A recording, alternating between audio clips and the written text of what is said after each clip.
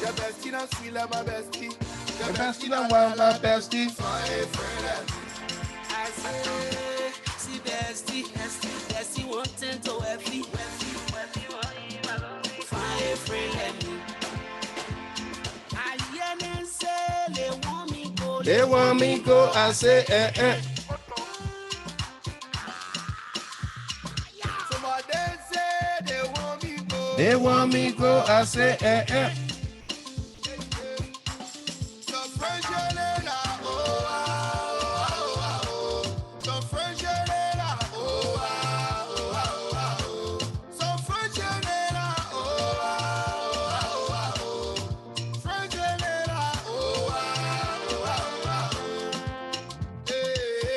bestie.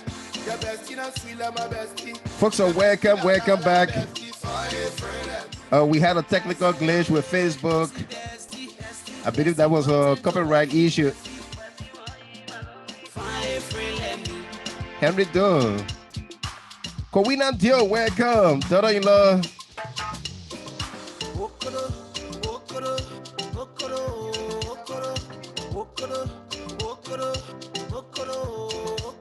They won't step on my blessing, but God get it breaking. Muhammad Enza. Enza Dolly. Wally Kende. Emery S. Taylor. Welcome. Emmanuel Thier.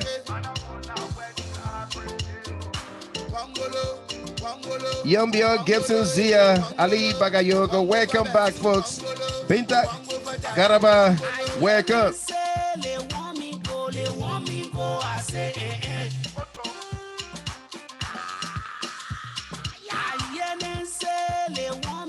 They want me go, I say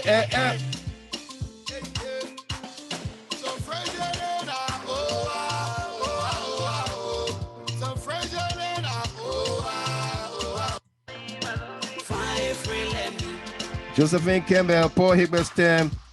Welcome back to all of you. Amy Black, Barbara Wilson, Jemima Taylor, Kowina Dio, Mary Appeton Japate, Teresa Piacetti, welcome back.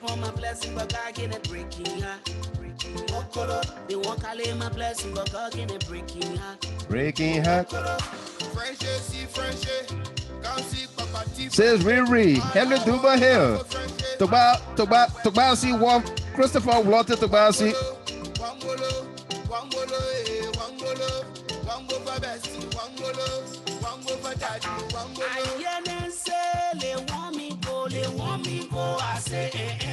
Muffless to say. Favor L. Morris, welcome. I say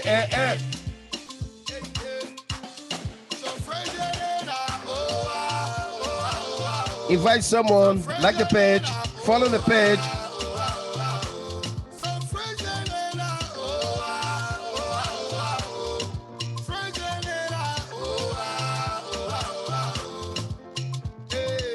See bestie, the bestie not bestie, the bestie not la bestie. I say, see bestie wanting to wealthy, want him as only fire friend let me.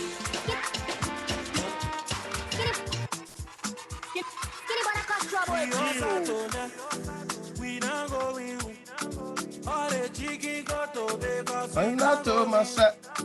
I feel in myself. I can't see myself. All the dinner. Gati Kari Pastor, you are so right about that. We are sir. Facebook say I sing it too much. Sarah Doper, Charles Flubber, Mohammed Bayo, Eddie B. Murphy,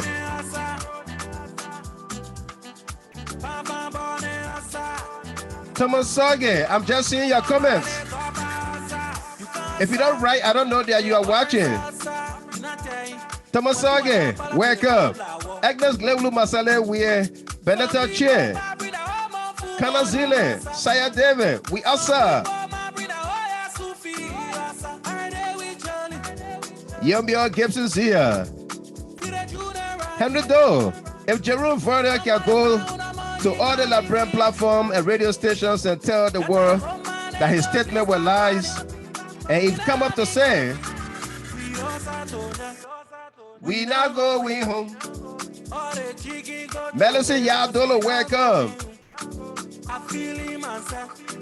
I can't see myself. All the things let me go back to Henry Doe's statement. If Jerome Verdier can go to all the Liberian platforms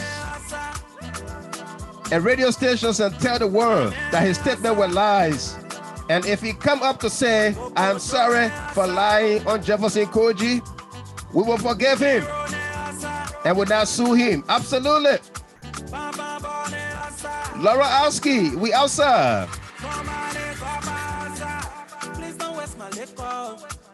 Melissa Yabdolo, I will find it. Harriet Wise, 500 stars, we outside. Seku Omen Talawale.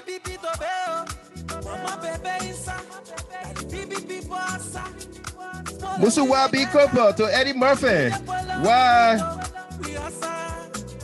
Why you always running, brother?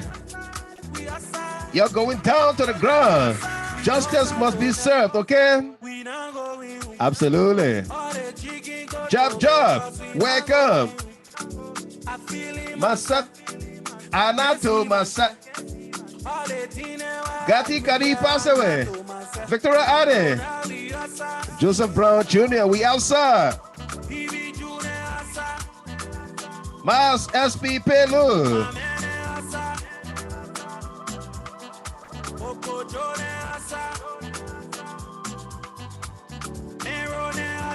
Toti Rare, we outside. Evelyn L. Dennis. No doubt, Vicky Ade. Somebody go up outside. Gati Kari pass away. We outside tonight. Nobody going home. Elizabeth Walker. Welcome to all of you there, folks. Welcome. Indeed, we apologize for that break in our broadcast that was due to some technical there with our Facebook. Yeah, Facebook did that to us. But you know, we are back up and running, and we are no harm but to do wrong. Yeah. Okay. So welcome to all of you. Indeed, we got a great show for all of us here tonight. His Excellency President George Weah, at the head of a very high level delegation, left the country for the United States, the United Arab Emirates, where they are expected to hold some very, very high level discussions about our country, productivity, growth, development, and what have you. Okay? Yeah. We're going to bring you highlights or bring you details, analysis of why the trip, and what it entails, what to expect. Okay? Jerome Believer Wisa Jr. from Bokonjire Government Camp, welcome to you there. If you're not asleep, call me after the show, okay? Wisa Jr., call me after the show. Saya David, welcome to you. Andrew Setu from Accra, Ghana. Keep up the great work, he says. Thank you very much. I'll Setu there. Harriet Wise, thank you for 500 stars. Benjamin B. Zoe, welcome to you. Sarah Chia, Victoria Ade, welcome to all of you there, Johnny Ozia. Viviana Yemade Yancy, welcome as well. Meata Da responding to Henry Doe. Verdia has no balls to do so. It's gone. You know the wrong little thinking? It's gone, Henry. Henry, it's gone. That's what Meata is saying to you. You know the round little thinking? Eh? It's gone, Henry. It's not there. It's not there. Funny girl, Masale.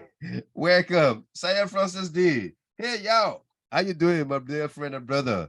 It's good to tune in at this time. Absolutely. you know the you know the wrong little thinking? It's gone, Dad. It's not there.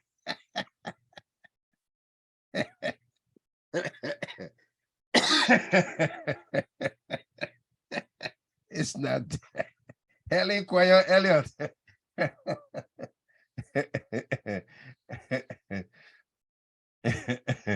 Yeah. Oh my goodness. Rebecca Casey. So Musa Dean left Gloria in a hot water. Titi, Titi Tia. Let me see what she wrote here. Yeah. Hey, Mr. Gilbert, I'm so sorry for your loss. May God himself strengthen you during this time of bereavement. Absolutely. Thank you very much. Thomas Weeks. Hi, Mr. Gilbert, and to all GHT family. Welcome there, nephew. How you doing tonight? In that great city of great state of New Jersey. Sophie Blammer, welcome to you. Etta Gay, welcome as well.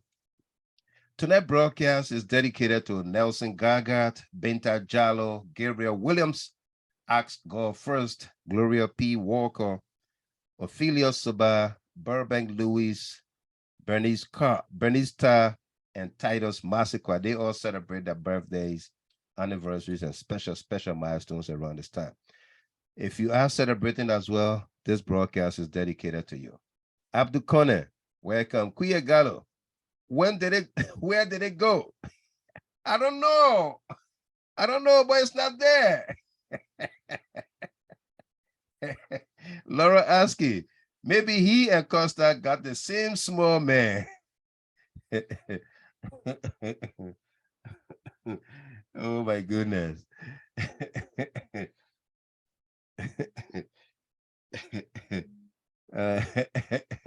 Eric Passaway.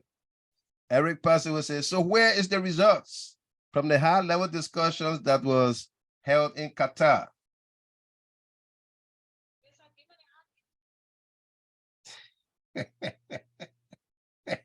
I got somebody calling me. They don't want and I got a microphone open here. Angel Brown, welcome to you.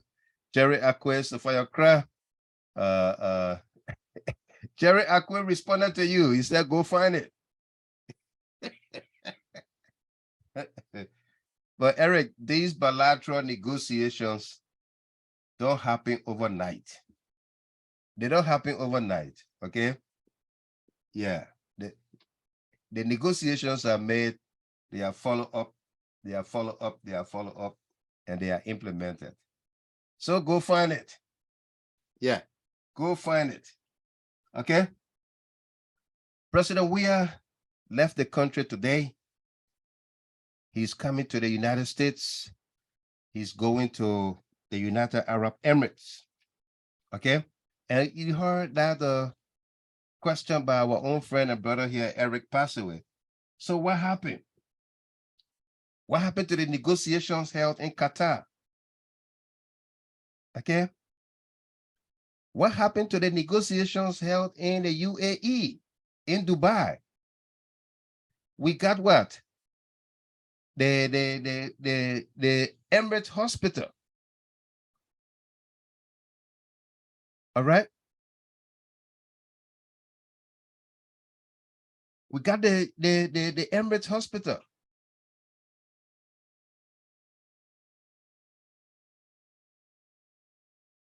Okay?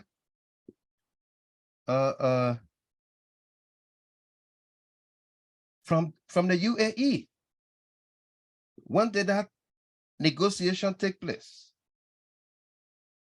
It took place, and then you guys awarded him with jersey and football, and y'all hailed that soccer man in the House of Representatives.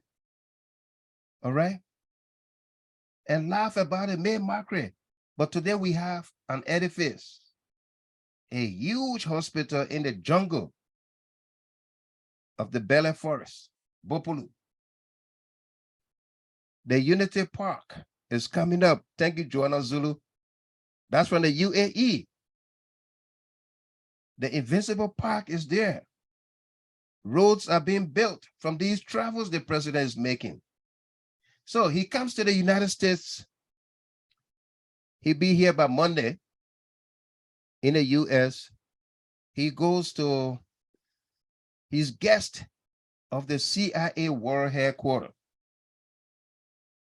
You will recall the CIA director paid a visit to Liberia, and he extended an invite to the president, His Excellency President George Weah, to come and visit these United States of America. My mother's son, Massa Blaman David, Dinamo grandson, welcome to all of you. Okay? Yeah. Joanna Zulu, welcome, welcome. You are my daughter, Nina Kuya. Okay? He's coming to the CIA World Headquarters. And I heard some funny grasshopper politician there talking all kinds of taba, all kinds of lies, all kinds of funny stories. He coming so they can arrest him. He coming so they can do this. He coming so they can tell him who all on the sanction list. He has said he on the sanction list. He coming. Isaac Dawito, welcome there from Carwell tonight at the LEC station there. All right. All kinds of funny stories. They're talking, they're telling the Liberian people that the president is coming. You know, it's so difficult, they can't even corroborate one another. Do you understand why the president is coming to the CIA World Headquarters? Do you know why? Eh? You think it's a building that they can just allow anybody into?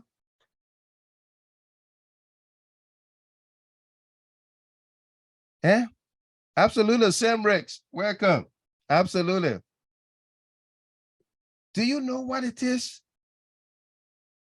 Do you think the CIA headquarters or the FBI headquarters, that Walmart, that 7-Eleven, eh? Eh? You think that Walmart, that 7-Eleven, eh? You think that what it is? That anybody can walk there? Despite it is a public office. You think anybody can walk off the street? You got no business going there? A world leader? I don't care what you say, President Weah is a world leader. He's in a committee of world leaders, okay? When they're counting the leaders of the world, whether he's the last, he will be counted. Duke, Fearless Diana Clark Williams, welcome. How are you, Chi? Yeah. Okay. Yeah, Medicine Yabdolo. Be thankful, Addison. Welcome to you as well. Okay. Whether he's the last, he will be counted. Somebody got to be the first. Somebody got to be the last. Somebody got to be in the middle. But they call them all world leaders. Yeah. Yeah, as I told, grasshopper politicians. That's who they are. Jumping from branch to branch, from limb to limb, destroying the fabrics of the society, eating up everything, every tree limb in their way. You know, when you're making your farm and the grasshopper, the locust, when the locust enter your farm and leave from there, you know what happened to the farm, right? In our Kesawa farm, you know what happened to it? Yeah. James Dave, Jerome Verdier will never do it. He will never apologize because he's part of the so-called elites, the so-called educated people of Liberia. And so his pride will not let him to apologize, even though he has realized that he's a very serious embarrassment to his own name and profession. Lawyer. Absolutely. A serious embarrassment. Thank you for that statement, James Dave. All right? Yeah. Thomas Weeks. No, Mr. Gamer. It's Family Dollar. Yeah. You think the CIA world headquarters are Family Dollar? Eh? Or that Dollar General? You can just walk there. You think that the corner store that they invited the president to? They don't know, Mr. Gamer. They don't know. And then you say they invited him so as to handcuff him, and then they asked him, what do you put in 16 billion? What do you put in 25 million? You think that the question they come in asking? You think that what they're calling him for? Eh? They can do that in Liberia. Yeah. They can do that any part of the world. CIA have jurisdiction. They can do that anywhere.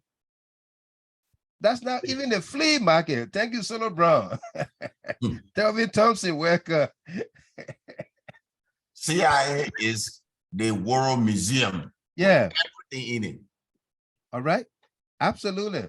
And Sam Ricks, that's a beautiful statement you just made there. President Weah is the most and only icon on the continent of present-day Africa. He said, I stand to be proven wrong because he cannot be proven corrected. Okay, so you got to prove him wrong. That is the fact. He's the only icon on the continent. Okay. Do you recall that he addressed the African summit hosted by President Biden? Eh?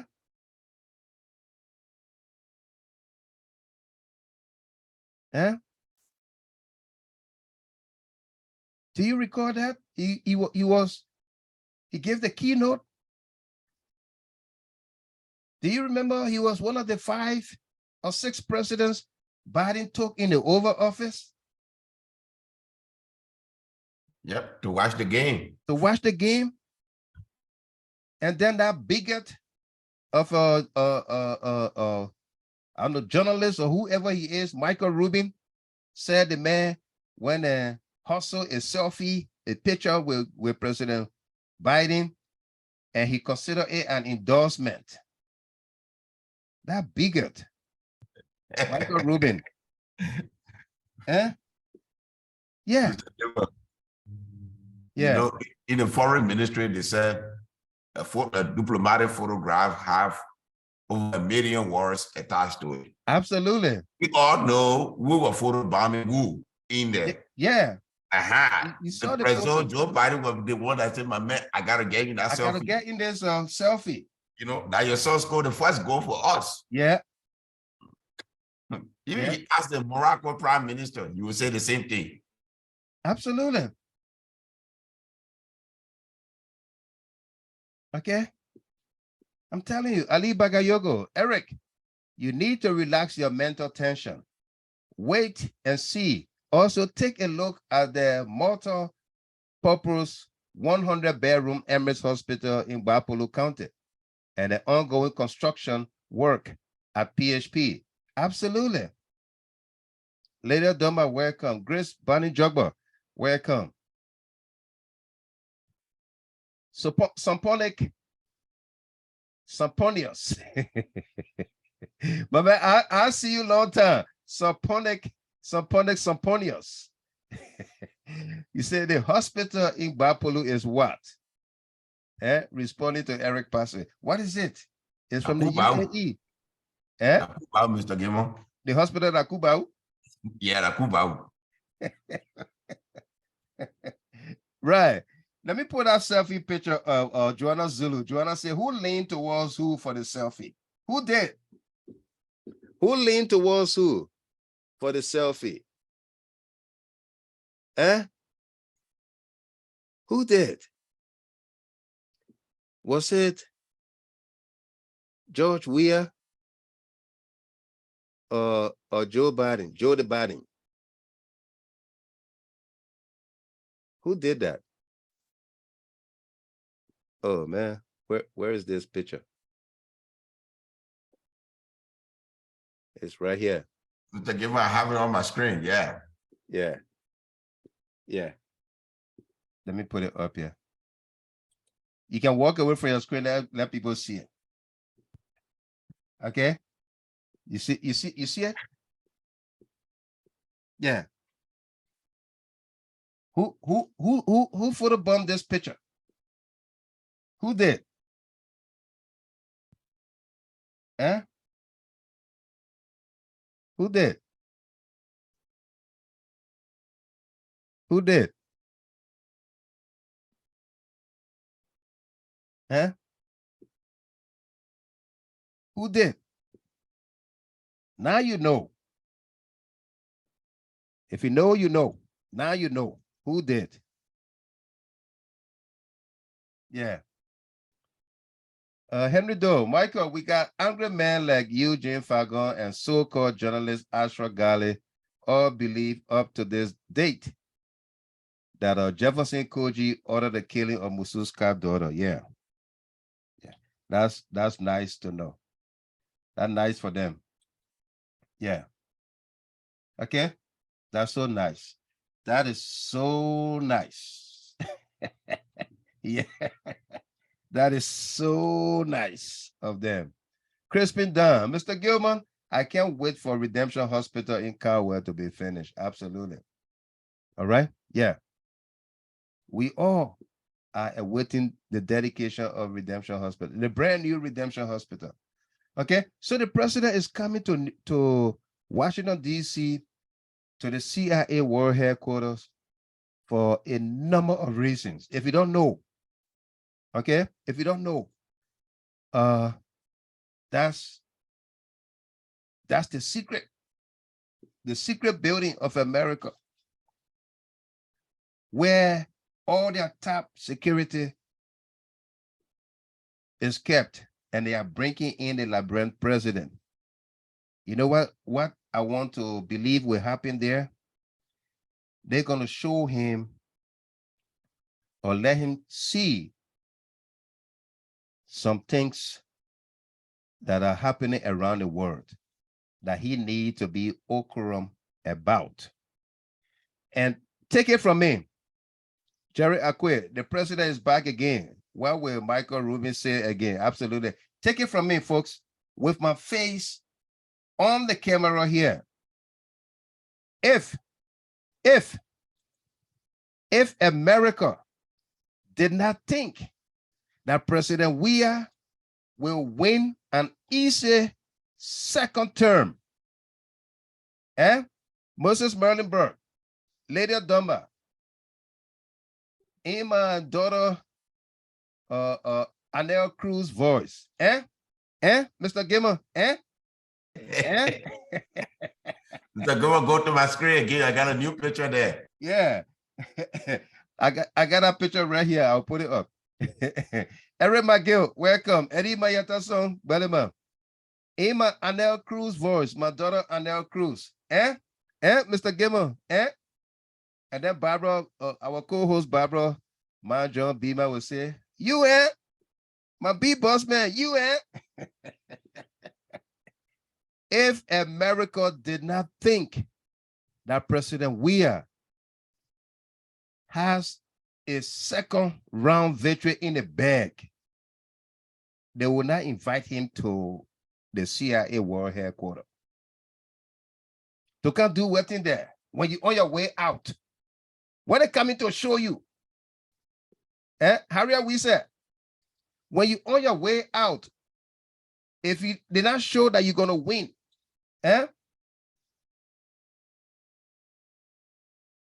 Absolutely, Miss Wilson. If you're on your way out, Patricia Boyman, Evelyn L. Dennis, what will America be doing inviting you to the CIA headquarters? To show you what? To show you what? To show you what? Just think about it. How many more months left?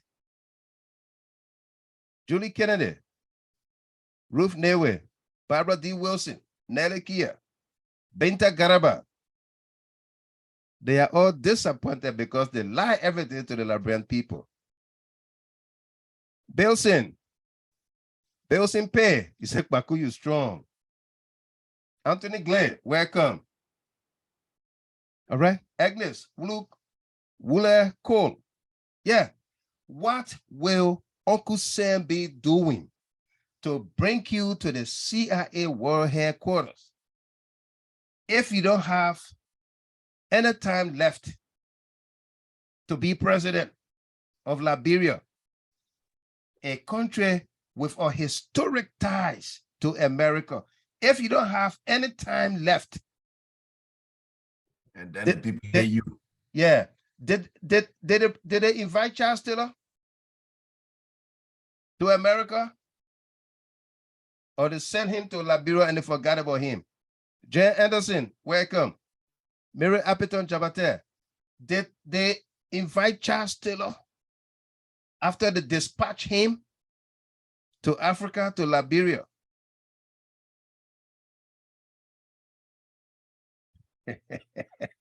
Douglas Watchman said you busting the secret out to the people.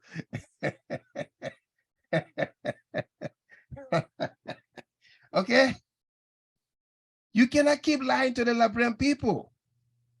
And you think it's okay. Yeah. Yeah, John Mao, to show you Coca-Cola bottles now. Okay? So don't listen to them. Like President Weah said, don't mind them. Don't mind them. Thomas Sage, the process of the War Crime Code starts from that visitation at the CIA World Headquarters. In his second term, those that are to go to the court should get ready. Tell me about it. Emmanuel JJ, 1 round, no second round. Charles Flomo, Sound Point, Mr. Gilmer, Moses Merlinberg, not even Ellen, that was there for 12 years, was invited to the CIA headquarters. Tell me. Emmanuel Tier, did Ellen ever visit the CIA headquarters? No. Muffless is here. Mr. Gilmer, where is Barbara? She's here. She's already, she just came back from Liberia. You'll be seeing her soon, okay? She just came back. Absolutely. Bills in pay. Don't mind them. First round victory for sure. Francis Saye, President Weah is an icon, and it's a world record for the CIA. By President Weah stepping in that hall will be a world record, and his signature will be taken as well. Tell me about it. You know, they never thought these things were going to happen. They told the Liberian people, nobody friends with this guy. He doesn't have contact in DC. Nobody know him. He ain't got no schoolmate. He ain't got no classmate. Nothing. Okay? No investors will come. Now, all of those things have turned out to be lies. The people are welcoming the president for the second time to DC in about 4 months. All right? All right? Eddie Mayata Song Belema, Mr. Gilmore, I am glad that Justice Minister Musa Dean is on the president trip. No interference, at least the police will carry on their duties and indict Councillor Scott before they return. Talking about Justice Minister Dean, all right? Let me tell you why he's part of this delegation also. Anthony Hill, Stephen Keir. I listened to my young brother, Teacher Light, the collabo partner, Abraham Gosson William, very astute gentleman. I listened to him. He wasn't happy about Justice Minister making a trip. But there's a reason why the Justice Minister is part of the trip. Okay? Until he's out of that position, we want him and we will hope that he executes that position squarely and fairly. All right? Inasmuch as we have issues with him or about him and all of that, his coming on this trip, his inclusion on this trip is for a significant reason. Leon Harris, Helena M. Brown, Anthony Hill, welcome. Let me tell you,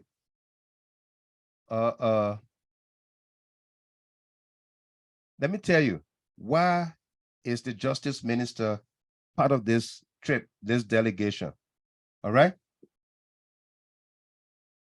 You know that we have the Musu, Gloria Musu's cat case going on in the country, where a guy sitting 10,000, 12,000 miles away from Liberia got on the radio, on this blue app, Facebook, on Spoon Network, and told an outrageous, outlandish lie. Jerome Vordia told a lie, a despicable lie, that today the United States ambassador accredited near Monrovia called such people cowards. Okay?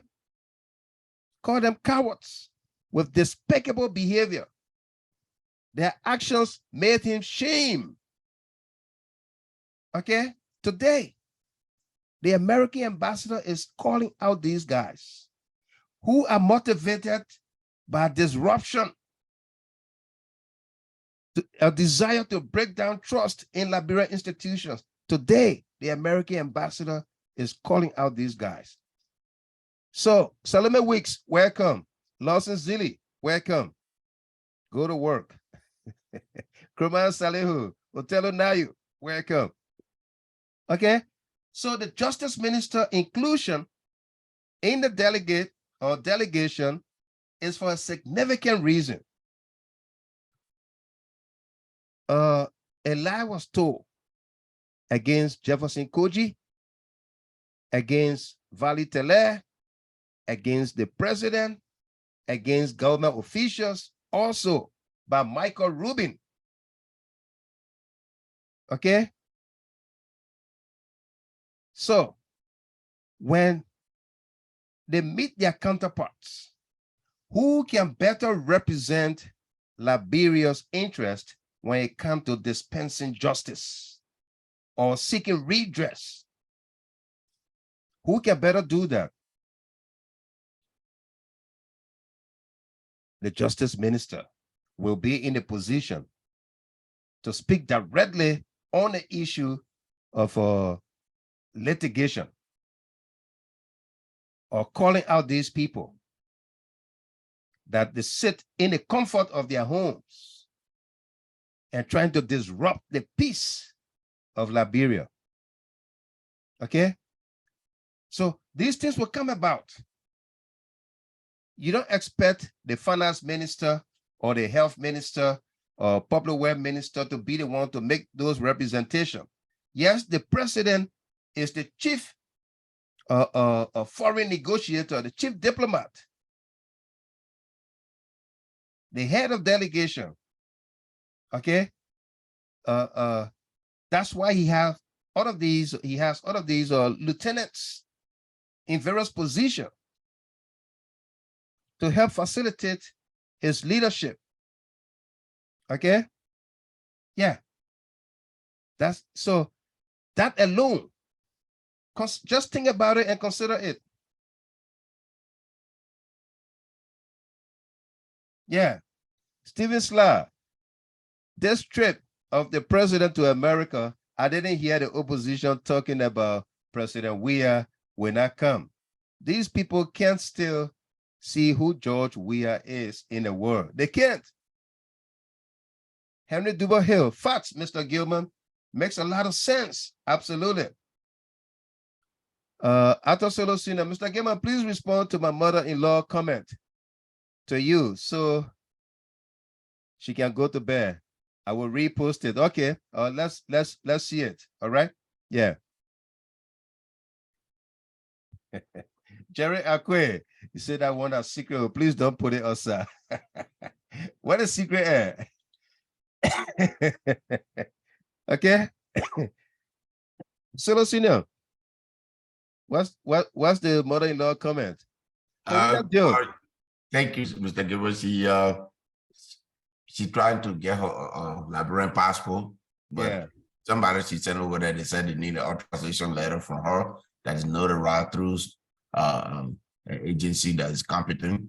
So when I told her that you were going to Liberia, she said, okay, then I will cease pursuing it until Mr. Gilmore get there. Then I will send all the necessary documents to him so that he will get it with the authorization letter. So I said, yeah, that'll be fine, but let me try. But Solo Senior, I've been announcing that I'm going to Liberia. Why you didn't send all of those information to me? It drifted my mind. That's why she hold me responsible, because she was listening to the show. She said, you knew all the time that Mr. Gilmore was going to go and you didn't tell me, so I apologize to her. And I decided to do that now. So my apology. I'm the one that actually dropped the ball, but yeah, right.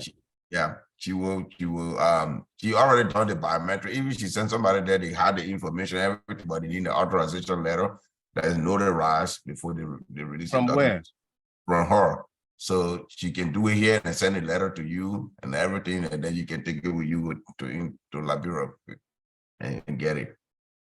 Wow. Yeah. She really want to go home. That's the only. Even right now, she blames me for. Call me after the show, my man. Call me after the show. I will call you back. Sorry about that. She blamed me for it. I am sorry. Yeah, call me after the show. We'll work around it. All right. Yeah. Thank you, Bob. Joseph Richards, welcome. My Queen Banto, welcome to you as well. All right. John Mao, have the information ministry information inform the Liberian people about the president's visit to the U.S. Yes. The people are informed about the president's visit to the U.S. Yeah, Felicia Bright Crawford, thank you. Say after you will pay file. Let me tell you something about this lady, Felicia Bright Crawford. She said, Mr. Gamer, I beg you, when you're talking important things there, don't let anybody interrupt you, and don't even change the microphone. You know, while talking on this microphone, and then I come on this side, she says she can't hear me good. And that's not so nice. So I say, okay. So I say, okay, Miss Crawford, what I will do, I will. Every piece of you is monitored. Even my wife, when she home, but or you too, she don't want even the children to crack. Yeah. But you want my account, she said, it doesn't matter. That is in account. I said, no, you want my account, go on your account, then we'll get more viewers. Yeah. So I said, okay. Can I get my papi talking? I said, look at you. And Joanna Zulu said, call him after the show. We listening. Yeah. So, Miss Crawford, let me use this microphone this side and see whether it's okay. Okay, let me know. So, as I was saying, right?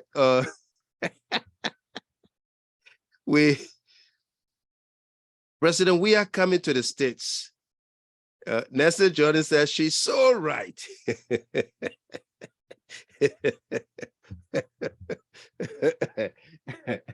Yeah.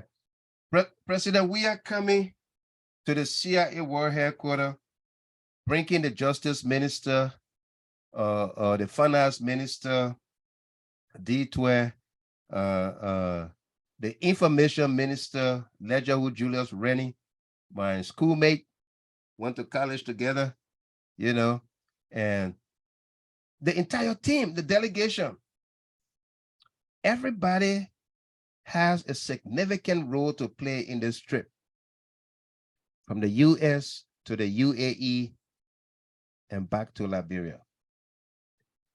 Thank you very much, Ms. Felicia Bright Crawford, CLN Convention Chairperson in Minnesota. Thank you. Okay. Everybody has a significant role to play. All right. On this team. So let's hail them. Let's root for them. Don't listen to the grasshopper politicians, those locusts that destroy the vegetation, the fabric of our land, our society, okay? The infrastructure. Something that some of them is supported all of these things we're talking today. And now they're against it. Yeah. Emmanuel JJ, Allen White ate the 180,000 for nothing. America, the president, we are farm road now. Yeah.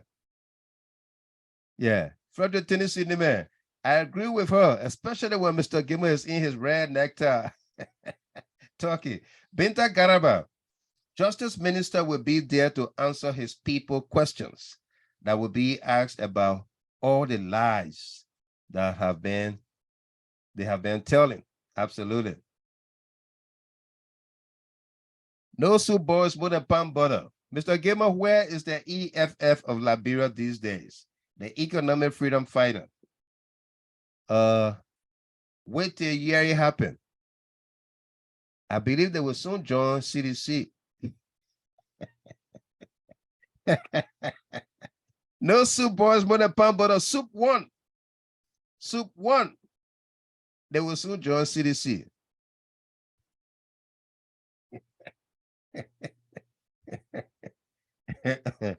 Gati Kadi passed away.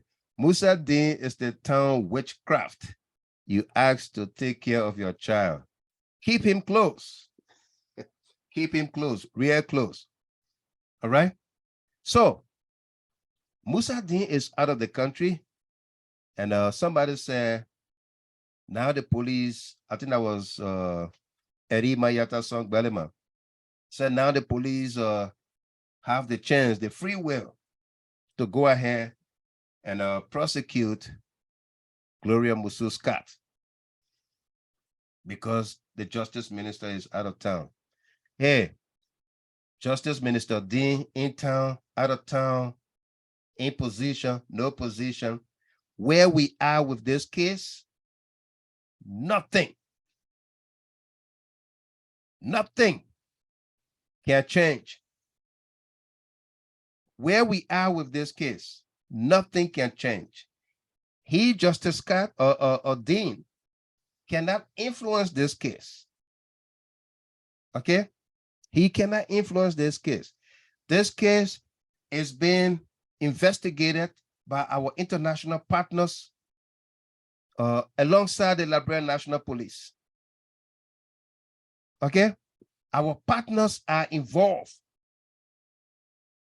in finding out this case because far too long, the Liberian people have been misled.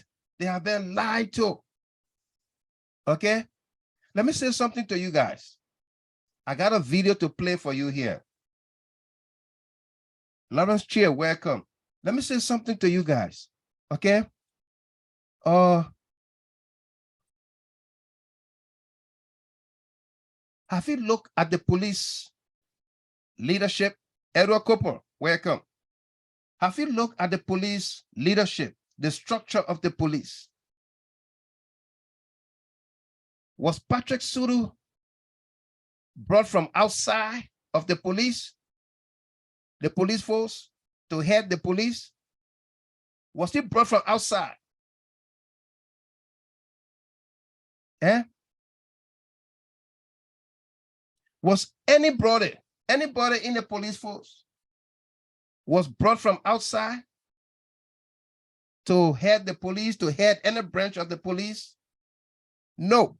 I stand to be corrected in my Sam Rick's voice. I stand to be proven wrong. Was anybody brought from outside to head any department of the police force? No. The police today is the same police of yesterday during Joseph Boakai, Ellen Johnson Sirleaf time. The police of today is the same police of yesterday of Joseph Boakai and Ellen Johnson Sirleaf time. It's the same people. It's the same people, the same training, the same expertise, everything. If you believe the police then, during Joseph Boakai time, believe them today. All right? If you believe the police then believe them today. A.B. Conner, my brother, those guys with loud mouth in this America have overstayed their welcome in the eyes of the American government. They are no longer respected or welcome in DC. Thank you. Absolutely not.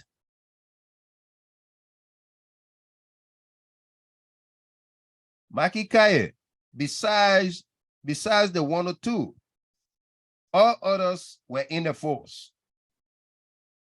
Philip Kra, welcome.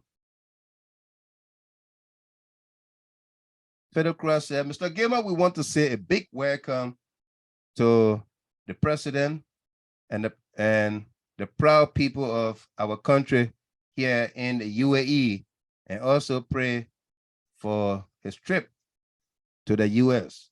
Let us all give him supporting hands as he moves our country to a better direction.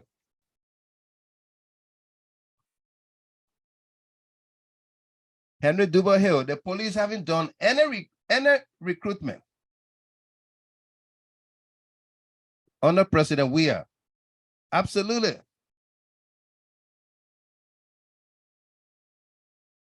Okay. Maki Kai says 102 is an ex-US Marine.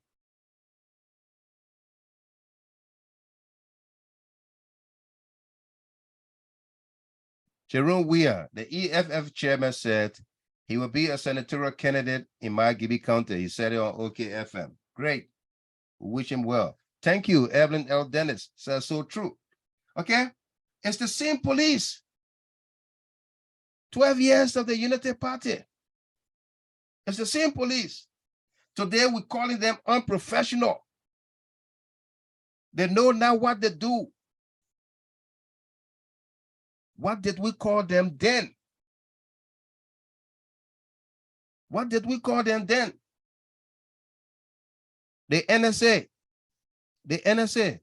under Deep Throat, J. Henrik Pearson. The NSA, Henrik Pearson was the operations director. When Michael Allison, when Harry Greaves were all murdered,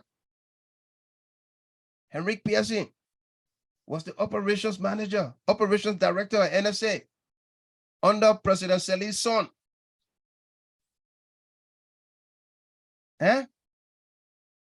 Under President Salih's son. Where is Henrik Pearson today? He's head of NSA.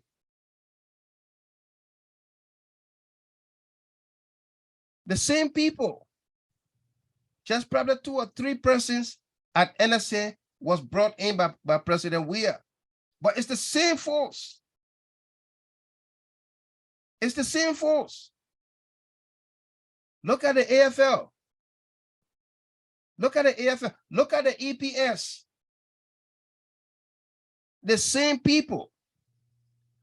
When President Salih got there, what did she do? She changed the EPS. She changed their name from what I don't know whatever name they had. She changed them. She changed everybody around. She brought in new people. SUs. That's what used yeah, to be. Yeah. Veteran Musulu Townsend, welcome. Makale, Jabba, welcome. Hamilton Tapper, welcome. Okay? She changed everything. President Weah maintained. These are our citizens. These are our people. You know why? He expects. I don't want to say expected. He expects that everybody will be dedicated, will be patriotic, will be nationalistic, will serve their country, irrespective of where they find themselves, who they are, where they come from. You will be loyal. Okay? You will be loyal. SSS, from SSS to EPS. Thank you. I thought it was something different from SSS. She changed it from SSS to EPS. Junior ministers, directors in government carried over from Unity Party. Carried over from Unity Party. President, we have did not downsize or right size people. He maintained in anticipation of people being loyal to their country, to their people, being honest. He maintained. Today, he's regarded as nobody, as not a good leader. Lawson Abel, welcome from Banjo. Welcome. Yeah. George H. Clafleur, welcome to you. If it is your first time here, George Clafleur, good to see you here on here. I'm just reading from you, that's why. Okay. McQueen, Banto, welcome. Lady Dumba, welcome. Okay. So, Justice Scott, whatever she does, Justice Musa Dane, Justice Minister Musa Dane cannot do anything right now to this case. Okay. Before we go to tell you about this, before we go into the story, Anthony Hill, Joe T. Phillips, we want to show you a brief video. A brief video of a missing child here in these United States of America. And let me say thanks to the lifestyle of the pro-po, Miss Rosalind Wenley. That's her show's name. The lifestyle of the pro-po, Rosalind Wenley from Switzerland. She shared this video in the CLN chat room. I followed this story. I knew about it, but it did not dawn on me to bring it to you until today when I saw this video in the chat room.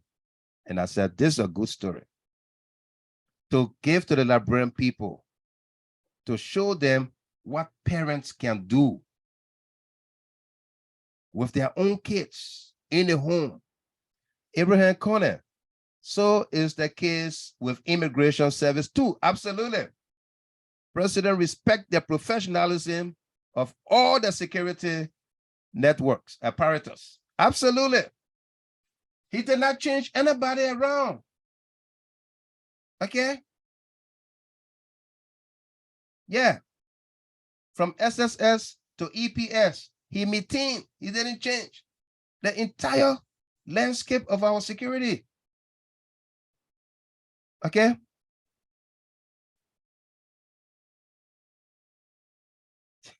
Yeah, I know. I think this video is okay, JJ. This video is okay. Yeah. All right. Facebook blocker will come back. So this is a 12-year-old that was allegedly missing. But he was found in the basement of his father's house. Whatever the reason that he was declared missing by his parents, he was found in the basement of the house. The whole town looking for this 12 years old. The whole town looking for this 12 years old. Take a look. Take a listen.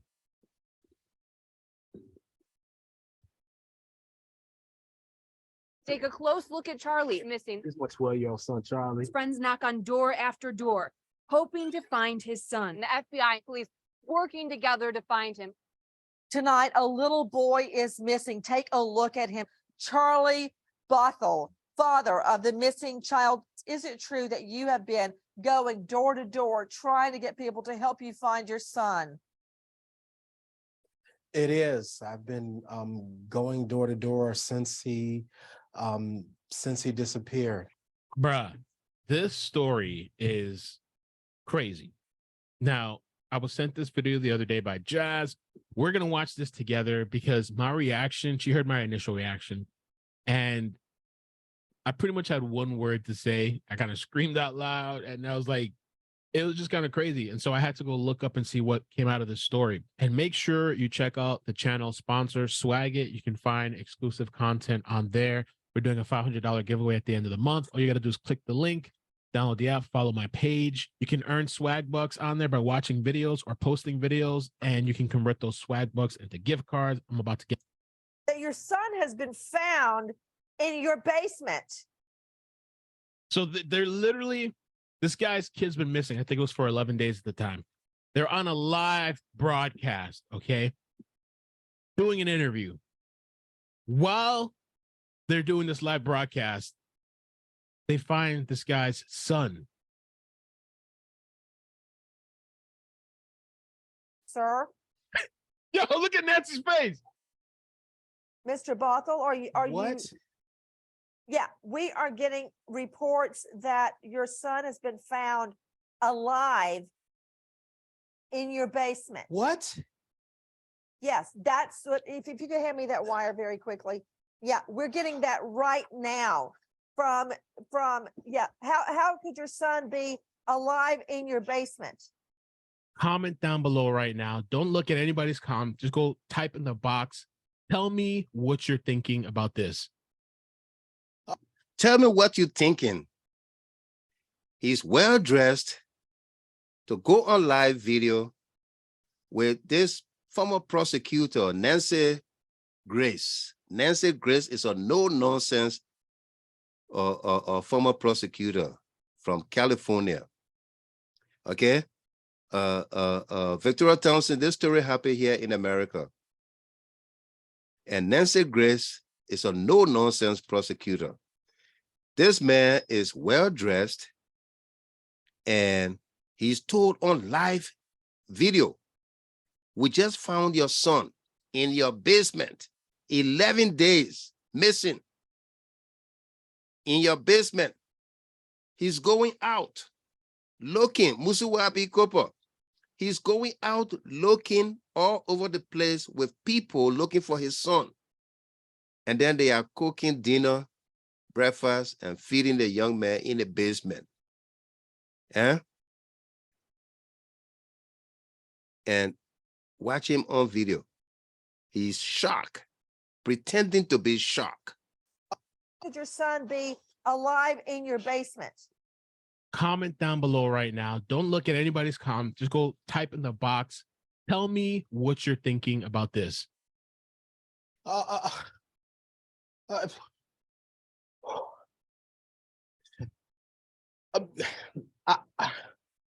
I have no idea. Look at Nancy's face. Now, this is just a report that we are hearing out of Detroit that we're trying to confirm. Everybody in New York, please get on it. Let me know when we get Charlie Langton from WWJ. Sir, did you check your basement? I checked my basement. The FBI checked my basement. The Detroit police checked my basement. My wife checked my basement. I've been down there several times. We've all been checking. How? Okay, this is what we are hearing, that the missing 12-year-old boy has been found alive and well in his father's basement. Now, this is what I don't understand why you guys would have reported he's missing, and all our viewers have been on the lookout for him. We've been on the lookout for him. We searched that entire house repeatedly. The FBI searched, Detroit police searched. We've all searched. Oh God, they brought dogs, everything. Everybody is searched. What? Okay, my son. Have you checked your cell phone? My cell phone is dead. I actually getting down here. I left it in the car charging because it had died on me. Okay. And you're telling us that you searched your basement and your wife searched your basement? I searched my basement. My wife searched my basement. The FBI searched my basement. The Detroit police searched my basement. We've all searched my basement multiple times. I mean, yes. They had the dog search. We've all searched the basement. The dog searched my basement. Oh God. Okay, well, you know what? I'm going to give you a chance to call home and see what you can find out. Charlie Langton, WWJ News. Charlie, we're getting reports tonight that the boy has been found alive in Daddy's basement. Yeah, Nancy, we're just getting word right now, and we've just basically confirmed that, yeah, the boy has been found alive in the father's basement. And we're just getting reports right now that is true. And literally, it just broke moments ago. Now, why the father didn't know about that for the last 11 days, what if the child was afraid, if there was any other collusion amongst anyone, what the child ate, all of those are questions that we are trying to get reports on right now. We understand that we're sending news crews right now to the scene.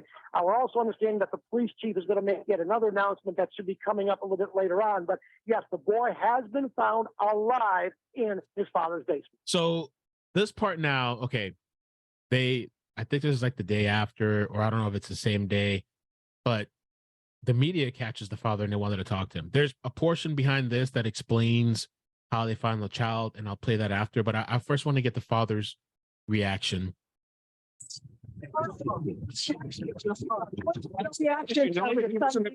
Man, no, I didn't know that he was in the basement. I searched, my wife searched. We've had dozens of police officers, FBI agents here, dogs. We've all been searching for my son, so any intimation that I knew that he was in there somehow, it's absurd. Literally, I couldn't find him. If the FBI couldn't find him and the Detroit police couldn't find him, for anybody to intimate, they did finally. Yeah, they've been living in my house for the last 10, 11 days. They've been here. We looked in my basement. I looked in my basement. They looked. They went down there with search dogs. My wife looked. When was the last time? How the hell did these people go down there with search dogs and not find this child? When was the last time you looked for your son down there? The last time I looked for my son down there was a few days ago, before the FBI did, before they came with the dogs. No, I've been in the basement, but has he ever hidden in containers? Has he ever hidden down there before? No, he hasn't. We heard that your ex-wife may have been hiding him down there from you and feeding him. That's absurd. And my ex-wife did not take off. The FBI or the task force was here executing a search warrant. They forced my wife to leave.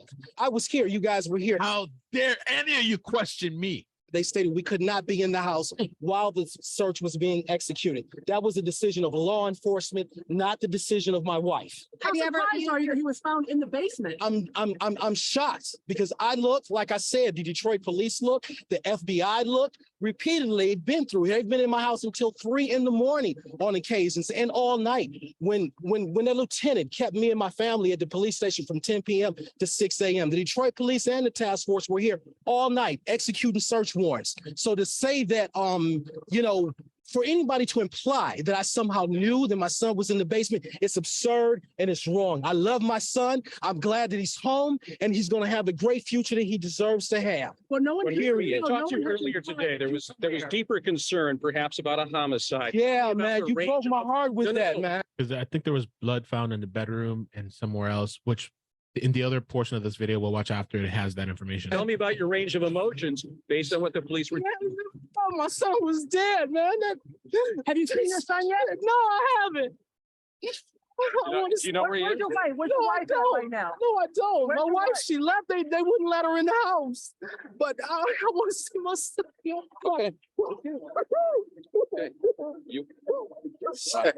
All right, and you are watching God is good. God is good. the father of Charlie Bothell, 12-year-old Charlie, his father, Charlie the fourth, obviously overcome with emotion at the news that his son has been found. Charlie was just at a studio recording a. Oh my God, look, it's so beautiful. They're all holding him and hugging him. It's time for a prayer circle now. Let's pray for the man. And I want him home. Period. Full stop. A father focused on finding his son, 12-year-old Charlie Bothell, has been missing since June 14th, when he allegedly left his home on Nicolette Place after refusing to finish his workout and his chores. His stepmother, Monique Dillard Bothell, allegedly threatened to tell his father, so 12-year-old Charlie took off. We've gotten a number of tips, leads, and certainly we've gotten evidence in this investigation that suggests that this is more than just a serious missing. So I can tell you we're not ruling out the possibility of homicide, but we're still treating this case as a serious missing. Here's the deal. My 12-year-old son has been missing. This is serious. He needs some intervention at this point. He needs a whole lot of help at this point. And Absolutely. Tell people you and your wife, your stepmother. Okay, you FBI and heard the police chief there, or the former Detroit police chief, talked about a whole lot happened, and the police got a whole lot of leads. They are still investigating homicide because they saw blood in the bathroom. Okay? Now, as I play the tape, I'm reminded, because we followed this story here in Detroit when it happened. Okay? They're not looking anywhere else. They're not looking for Kubau spirit that did not enter their house. They are looking at the mom and dad. They took them to the police station, questioned them from 10 a.m. to 10 p.m. Okay? Okay? They were persons of interest from the get-go.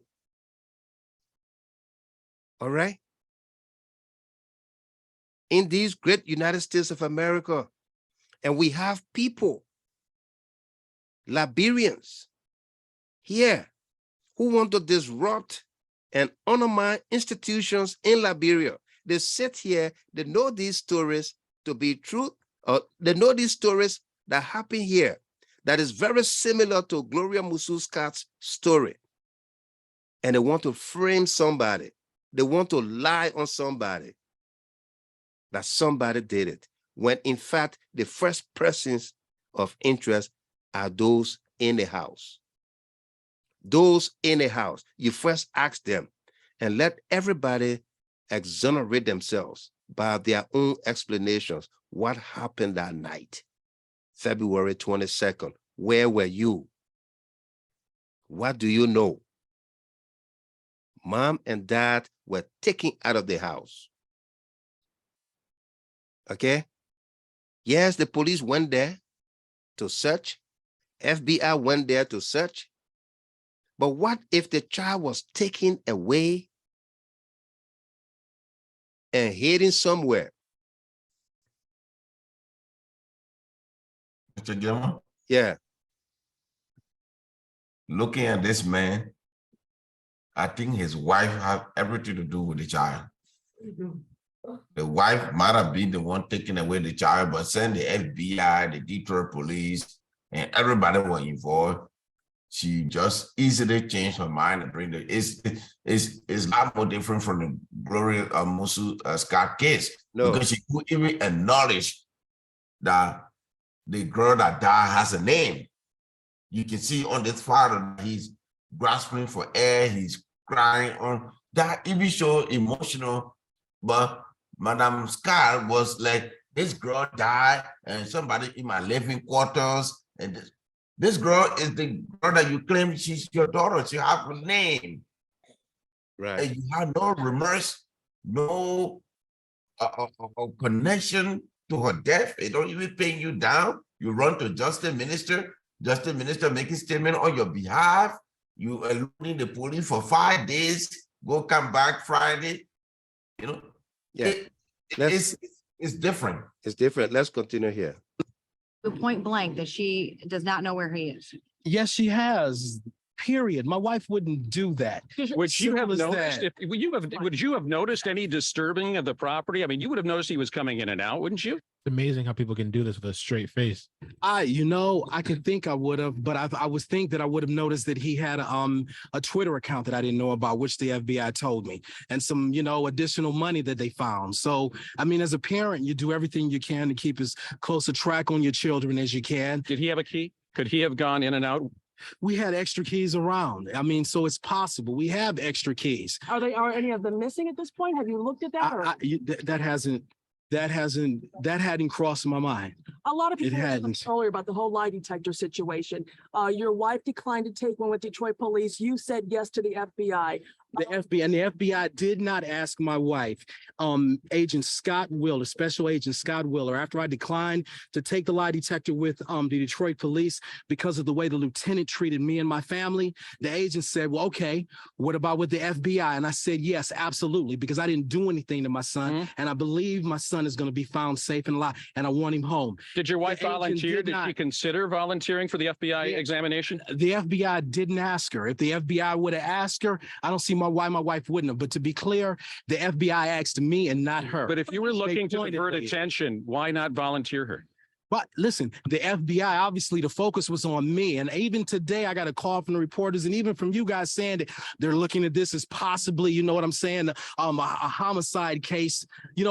The focus was on me, and that's why they asked me, and I wanted to clear it up, point blank. If the agent would have asked my wife to take a polygraph test, she would have had no reason not to, because my wife didn't do anything to my son, just like I've been saying that I didn't. And you guys are both still willing, in the aftermath of everything that's happened here, you're both willing to take polygraphs with the FBI now to show that you had.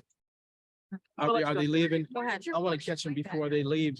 I want to catch them before they leave. Well, All right. Well, and you see that is Charlie Bothell. So this is the beginning part where they describe the chief here, what they found and what they saw. Arrival, but there's no way he could have erected this makeshift area of concealment, I'll call it. He certainly was excited to see us. I had a chance to actually talk and embrace Charlie.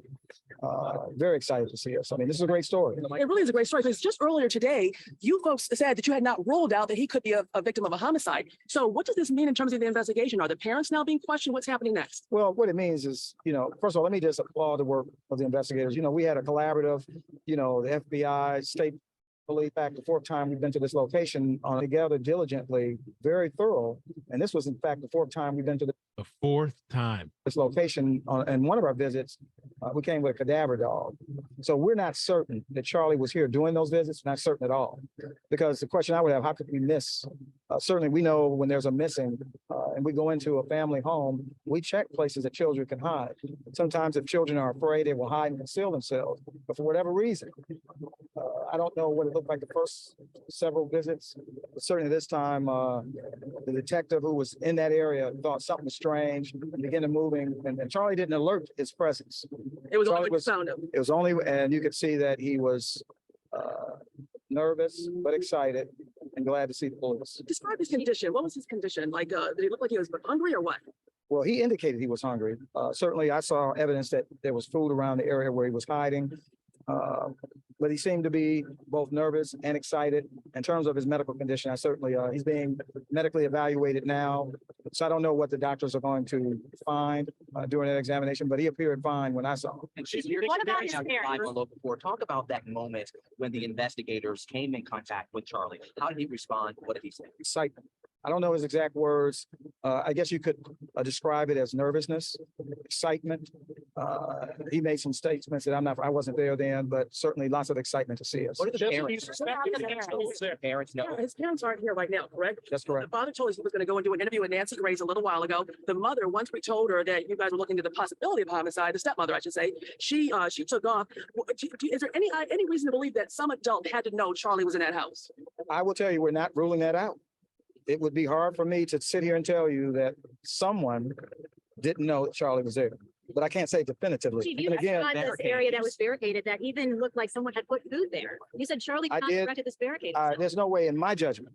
I can't see how he could have. We're talking about a 5-gallon drum. We're talking about a 12-year-old child. Certainly, I don't see how he could have done it. Describe the environment where he was at. He was in the basement. Certainly there was some bedding. It appeared to be some kind of wooden, looked like a wooden stand that was nearby the area where Charlie was at. And then a drum, by the time I arrived at the location, the drum had been moved by the investigators. And you don't believe that he had been there the entire time? Not You searched this, the police searched this home several times. Four times. But today, that's when you all found the barricade in the basement. But we're not certain that he was there each and every time. As I pointed, I think what's telling is that we had a cadaver dog go into the location. And cadaver dog found nothing? Found nothing. Chief, for people that are just tuning in right now, kind of bring everybody up to speed on what happened. We know that 12-year-old Charlie, who's been missing for a week and a half, has been found alive in the very basement of the house where he was last seen here. Bring everybody up to speed. Charlie's alive. Charlie's excited, and we're excited. We're as excited as Charlie. In fact, Charlie wanted to meet me, and I promised Charlie that once he gets through this part of the ordeal, we're certainly he's gonna visit the chief's office. And tell where he's found, where he was found. The parents been notified? I can't go into the notification. I'm not certain. I came here for one specific reason. I wanted to see, and I wanted to touch Charlie. And he was I hear that Charlie has been a victim of abuse. I'm sorry. He was hiding in the basement, but not in a way where you think he could have done it himself. That's my judgment, my opinion, based on what I saw, but I can't be sure. I mean, we're talking about a 5-gallon drum.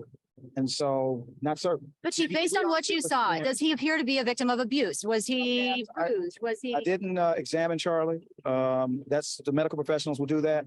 Certainly he was talkative. He was excited.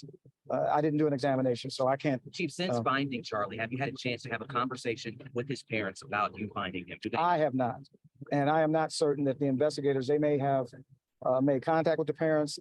I would hope that the father, who is now doing a show on Nancy Grace, someone would interrupt the show and advise him that the location you just left, your home, your son was downstairs. And the mom has disappeared. Do you not find this so? All right. So that's the story of a missing 12-year-old. We have Brother Connor, A.B. Connor on the line. He's gonna be coming in. But this was 2015. This story happened 2015.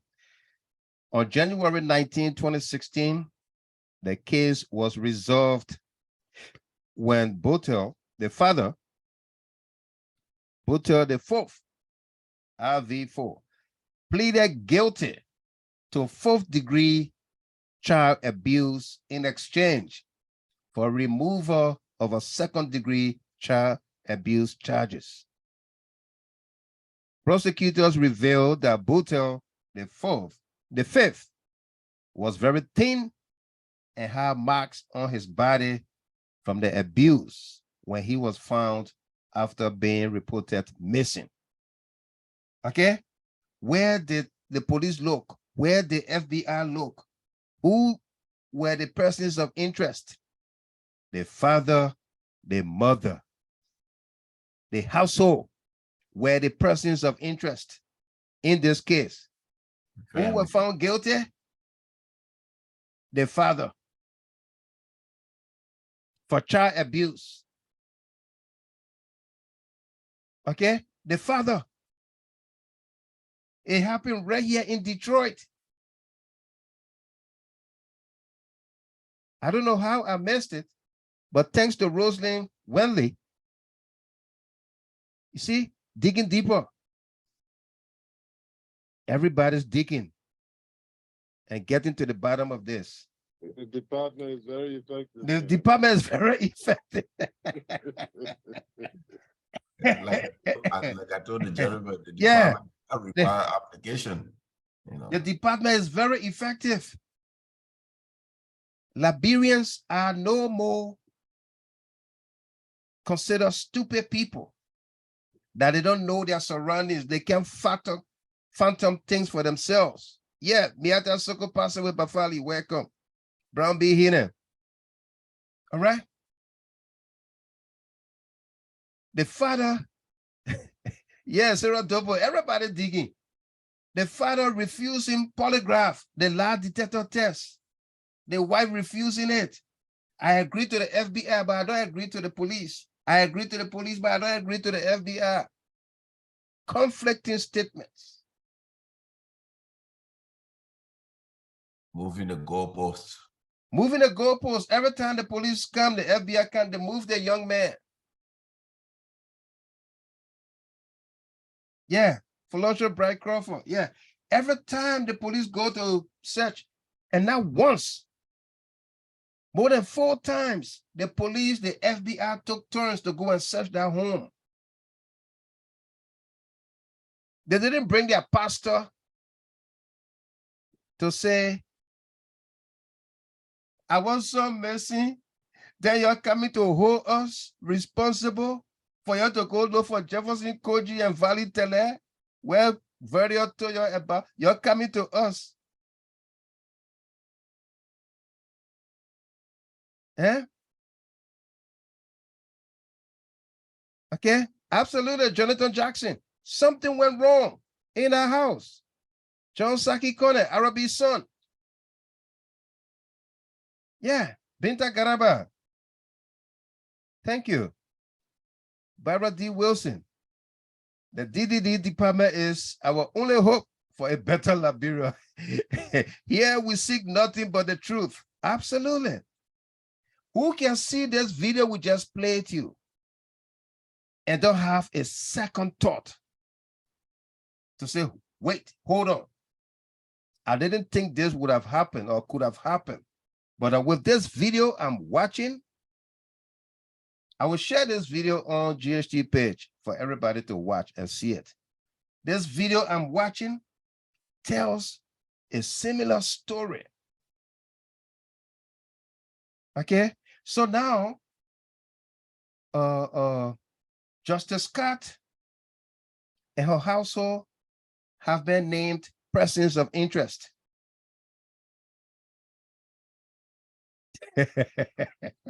Alfred Nimble. If you gonna listen to this, Alfred Nimble from Florida, Jacksonville says, every GHT members are working in the digging deeper department. Exactly. He brought that weeks. He said, I dig, you dig, we all digging deeper.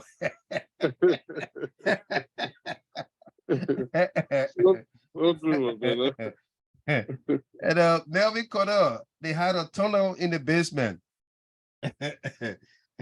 Okay, I'm telling you,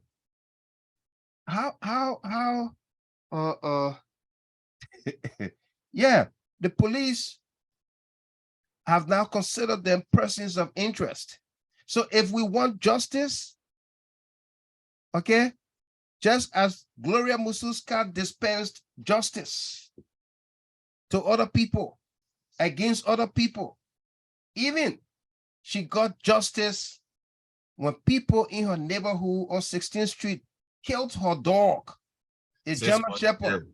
She put people in jail for almost a year. Okay, she got justice for her dog, Be Puppy. Yeah, Be Glewly. Glewly. She got justice for Glewly. People kill her dog. They cook it. She took the pot of soup with a Glewly inside and carry it to the courthouse. FOC. To the courthouse. Oh my goodness. As FOC. Oh, dear. Food on the ground. Exhibit C. Yeah. Exhibit C, right? Exhibit A, Exhibit C.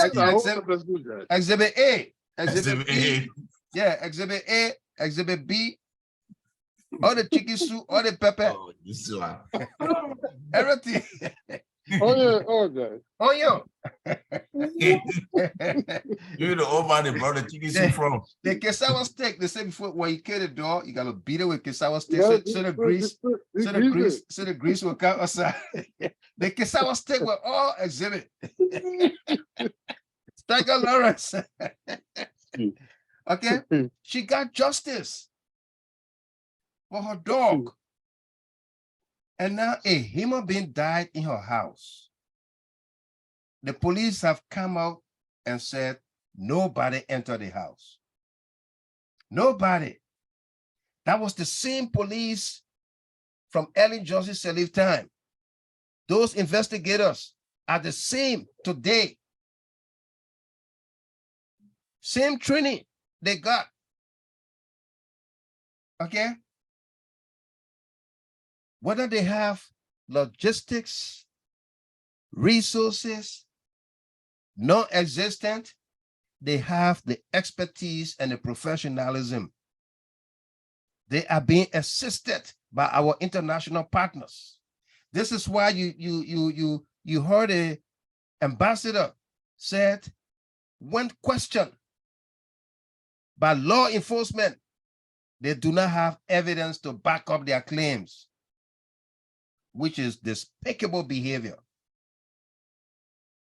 Sit in America, enjoy the First Amendment rights, and want to undermine, break down trust in institutions of government. Okay? Rose Talu, Sally Asoni, Mr. Gilman, my only question for the councilor is, where were you when you pepper spray the alleged armed robber that your two securities couldn't see? If you pepper spray someone, didn't you see their face? There's more to this story. Absolutely. But again, Salia, we told you the other time, there's no pepper spray in this thing. And you know when you eat color, the grease can be on your finger, right? That one not even said there. No color oil. Okay? Before you talk about pepper spray, no color oil there. Yeah. Nothing. Nothing, not there. For cookie. For cookie, not there. Nothing, not there. For cookie, not there. Okay? Yeah. Rebecca Sion, the little Bowie Collins story in Minnesota. That's our own friend. Okay, who killed his son for insurance money. The young man came from school on the school bus. You could see him running to his dad. And he disappeared. The dad took him in the car, carried him. You know, I've spoken with many of you sometimes when I'm going to pick up my daughter from school. Yep. Yeah. And you know that parent-child relationship, that child, I mean, imagine when you're taking your little child to bed, when they fall asleep on the couch. As soon as you pick them up, the first thing, their two hands come around you like that. They give you that bear hug because they have trust in you. They have confidence in you. Yep. That you're not going to harm them. As soon as you pick them up, they hug you. You go, you lay them down. If you're lucky, you get a good night. Toss them in the bed. That is if they're not asleep, far asleep. But they know their dad, their mom is moving them from the couch into their beds. And this guy would take his son from on the bus, never went into the apartment. And Bowie Collins was history. That damaged the image of Granadians here in America, something that we detest, unheard of. Okay? It didn't happen. They're not stranger. While they were looking for Bowie Collins, people joining his dad and people looking all around, the police kept surveillance on him. They kept surveillance on him. They narrowed down and said, my man, you are the person of interest. You are the person of interest. They found a little boy. Yeah, thank God for the camera of Fulansho Bright Crawford. He killed the little boy for insurance money. Yeah. But if you did that first, you can do it again. He killed his mom, and that went unnoticed. He got the insurance money. And that was sweet in him more. He put insurance on the little boy. And when you put insurance on your kids, more than what you have on yourself,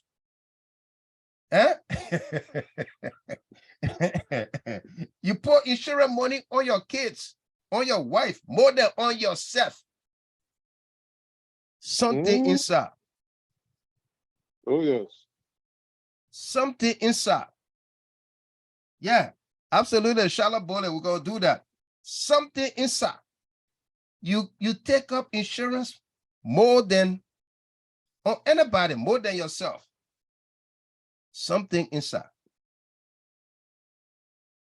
And now what happened? Those were the things that gave the police leads to narrow and say, my man, you the man. Today, he's spending life in prison.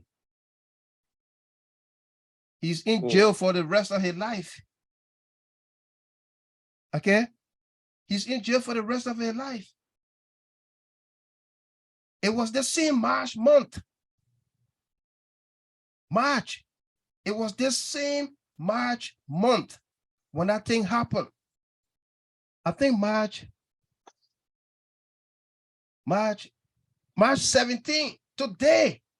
Yes. It was the same March 17th today in history. Yes. March 17th, when that child was found. Yes. In Minnesota. Uh-huh.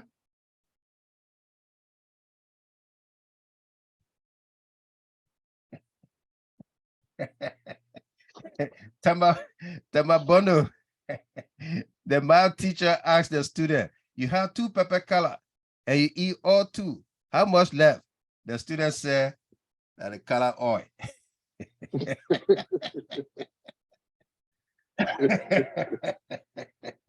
That the color oil. All right, so folks, let's continue to pray and wish that Shalom Musu gets justice. The justice is not for Gloria Musu's cat or anybody in her household, but the justice is for Shalom Musu. Okay? That her body will speak when autopsy is done. The person supposed to do the autopsy have not arrived in the country yet. They have not done it. That body got, it got security details, people protecting it, and all that noise the family making, you give them the body today, they will bury it yesterday. You understand? Maybe all that noise the family making, you give them the body today, they will bury it yesterday, or they would have buried it yesterday. Yeah. Oh, yeah. That funeral have been over long. It would have been over a long time. Long time ago. All right? Long time ago.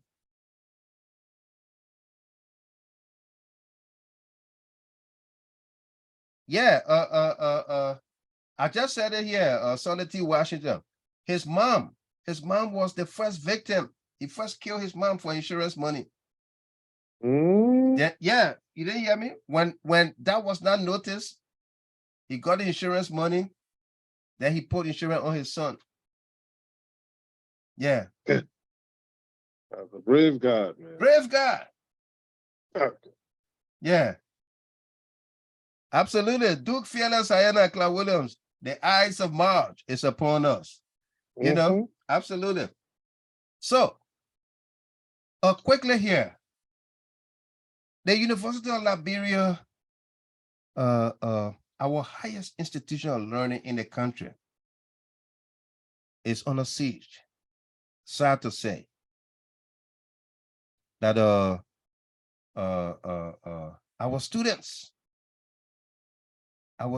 thank you, Binta, I'll look at it. Our students at the university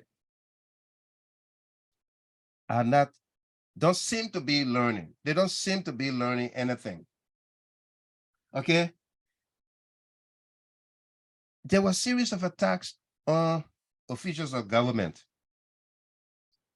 including the vice president, the minister, former minister of state, minister of finance, former solicitor general, former nominee, Tapla Z. David Zolizo.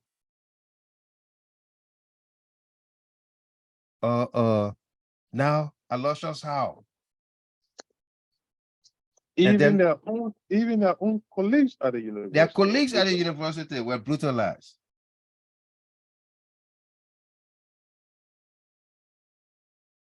Okay. Now, the administration came out to suspend. It is not banned.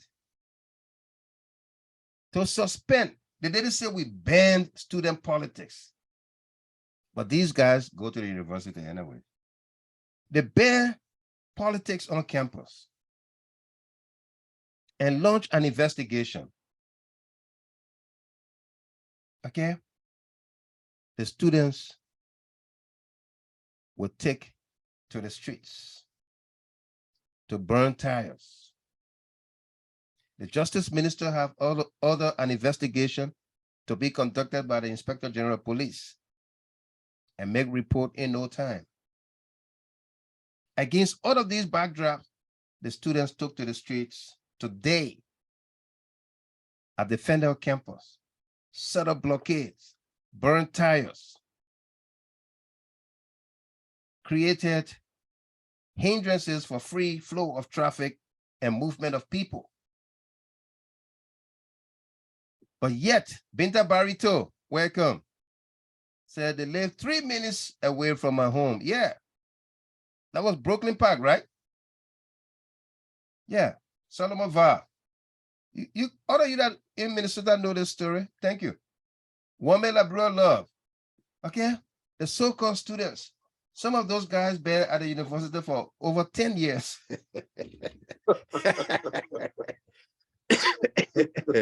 Yeah. Okay. They will go to burn tires and invoke all of the rights. That's my thing about them, AB. Yeah. Huh? That's my thing. We're gonna play the video shortly so that we can begin to take your calls. AB gonna make some analysis here. Okay. These are the students of the University of Liberia today.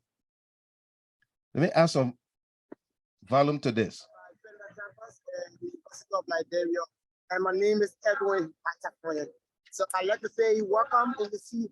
Yeah, after the blaze, tire stakes and other stuff preventing vehicles from using this right in front of the center-based university campus. So my name is Edwin Batafrian, and you're watching 91.9 News online. So we will go there to talk to members of the Student Unification Party. And what from is an idea? Actually, the heat from the fire is that kind of a bad. So let's talk to the members of the show. Good afternoon. Good morning, mama.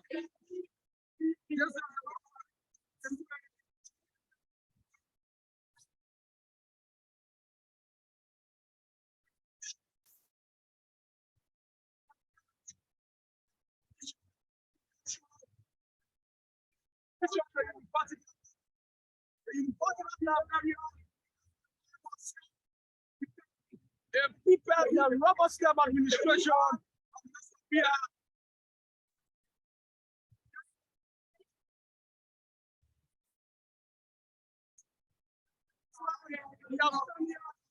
institution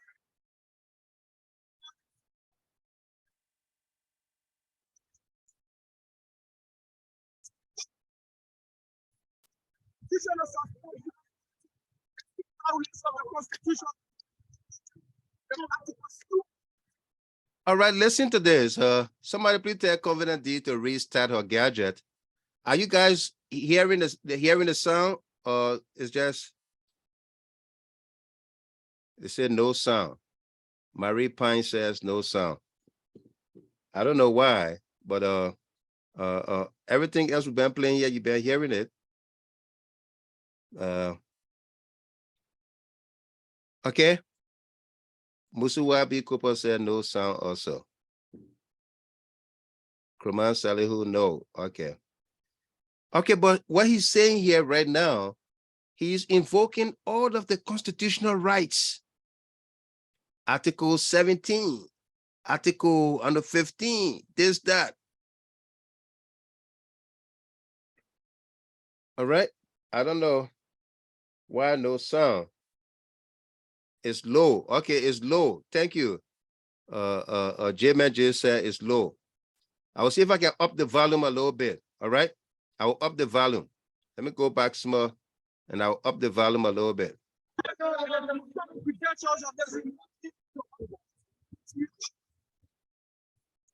This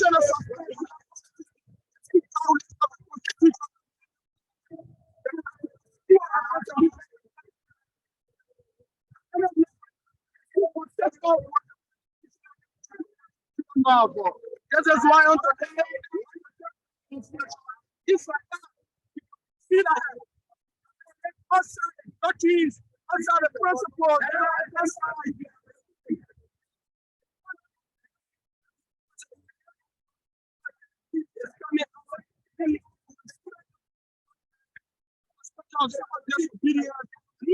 this is the democratic value. The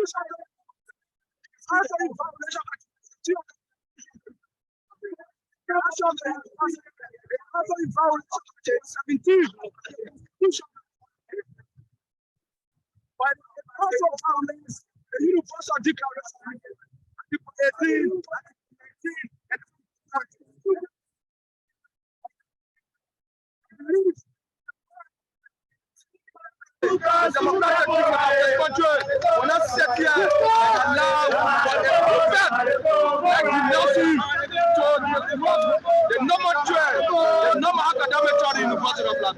so we understand very well that this action is intended to target leaders of the Student Unification Party.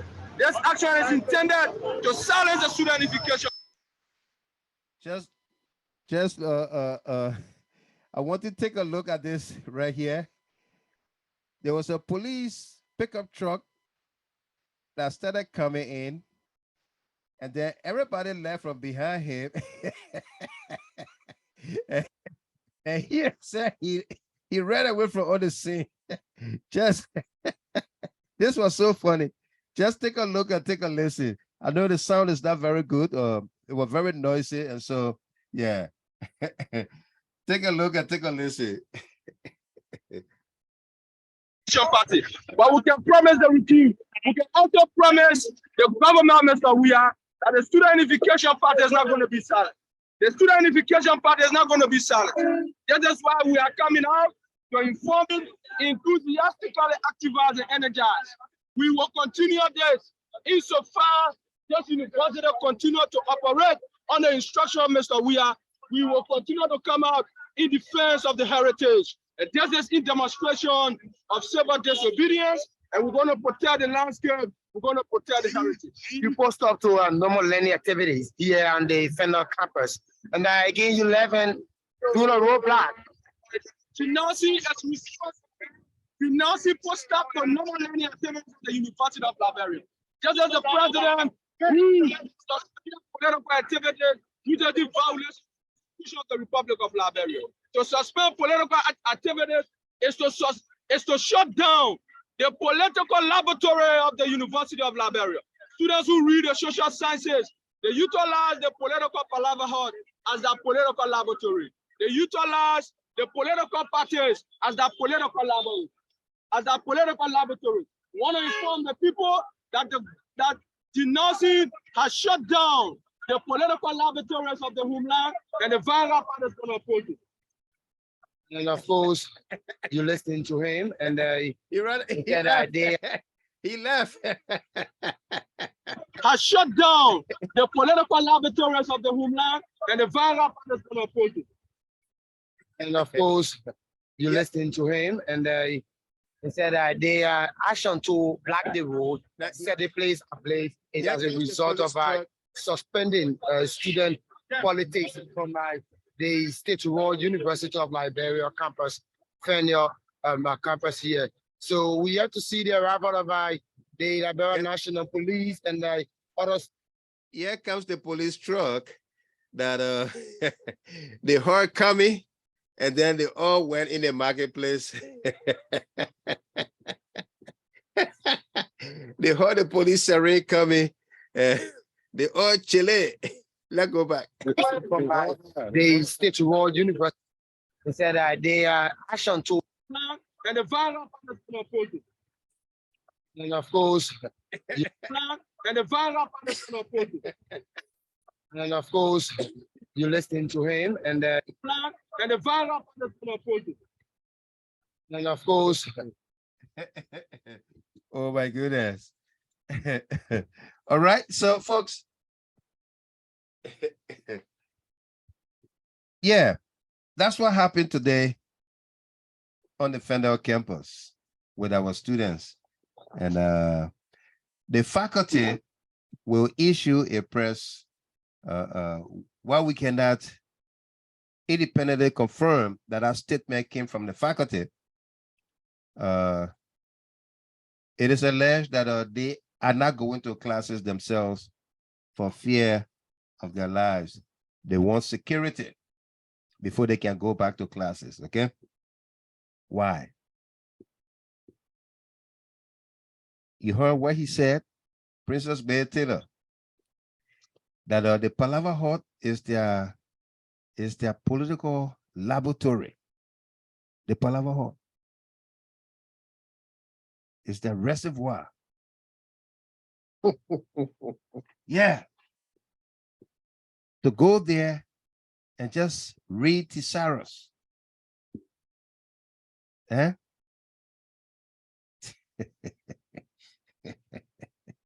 Yeah. Okay.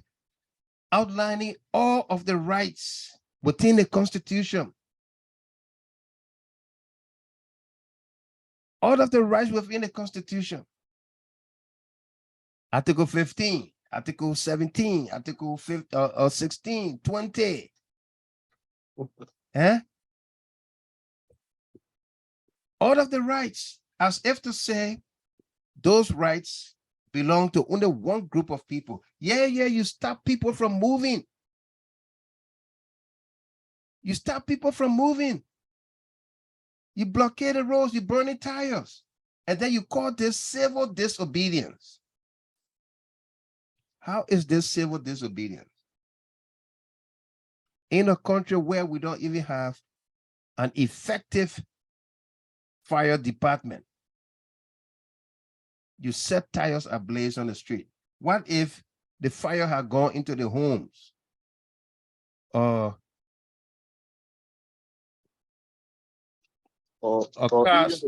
To burn those cars. Yeah, burn those cars.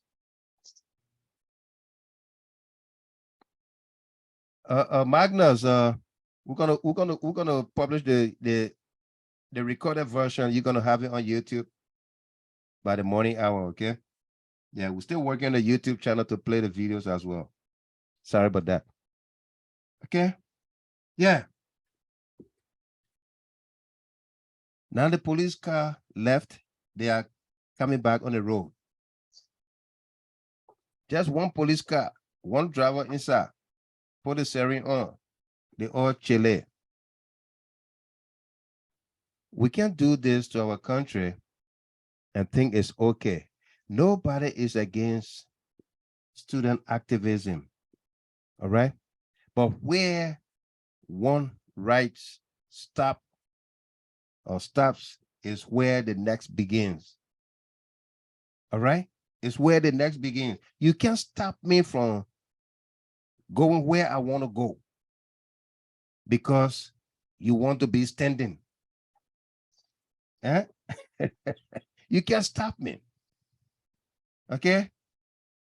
You can't. And we should not support those things. Yeah. We should not support it. You know? We should not support it. We all want good for this country. How we arrive at it is the problem. Yeah. Brother Colin, let's hear you. Yeah, my brother. Again, it's great to be here, man. And thanks for the firework tonight, man. And thank to Solo and everybody for contributing tonight. Well, you know, I listened keenly to the expose of all of the things that you talk about, primarily the video that you play. Firstly, to start with the video that you play about a gentleman talking about his 12-year-old son. 12-year-old son, yeah. That is another eye opener that people should really take from there. I mean, especially for those of us that live in the diaspora, those things that have happened here, they are grievous ones that happen more than what transpired at the former Chief Justice House. Yeah. You know, we can go back right next.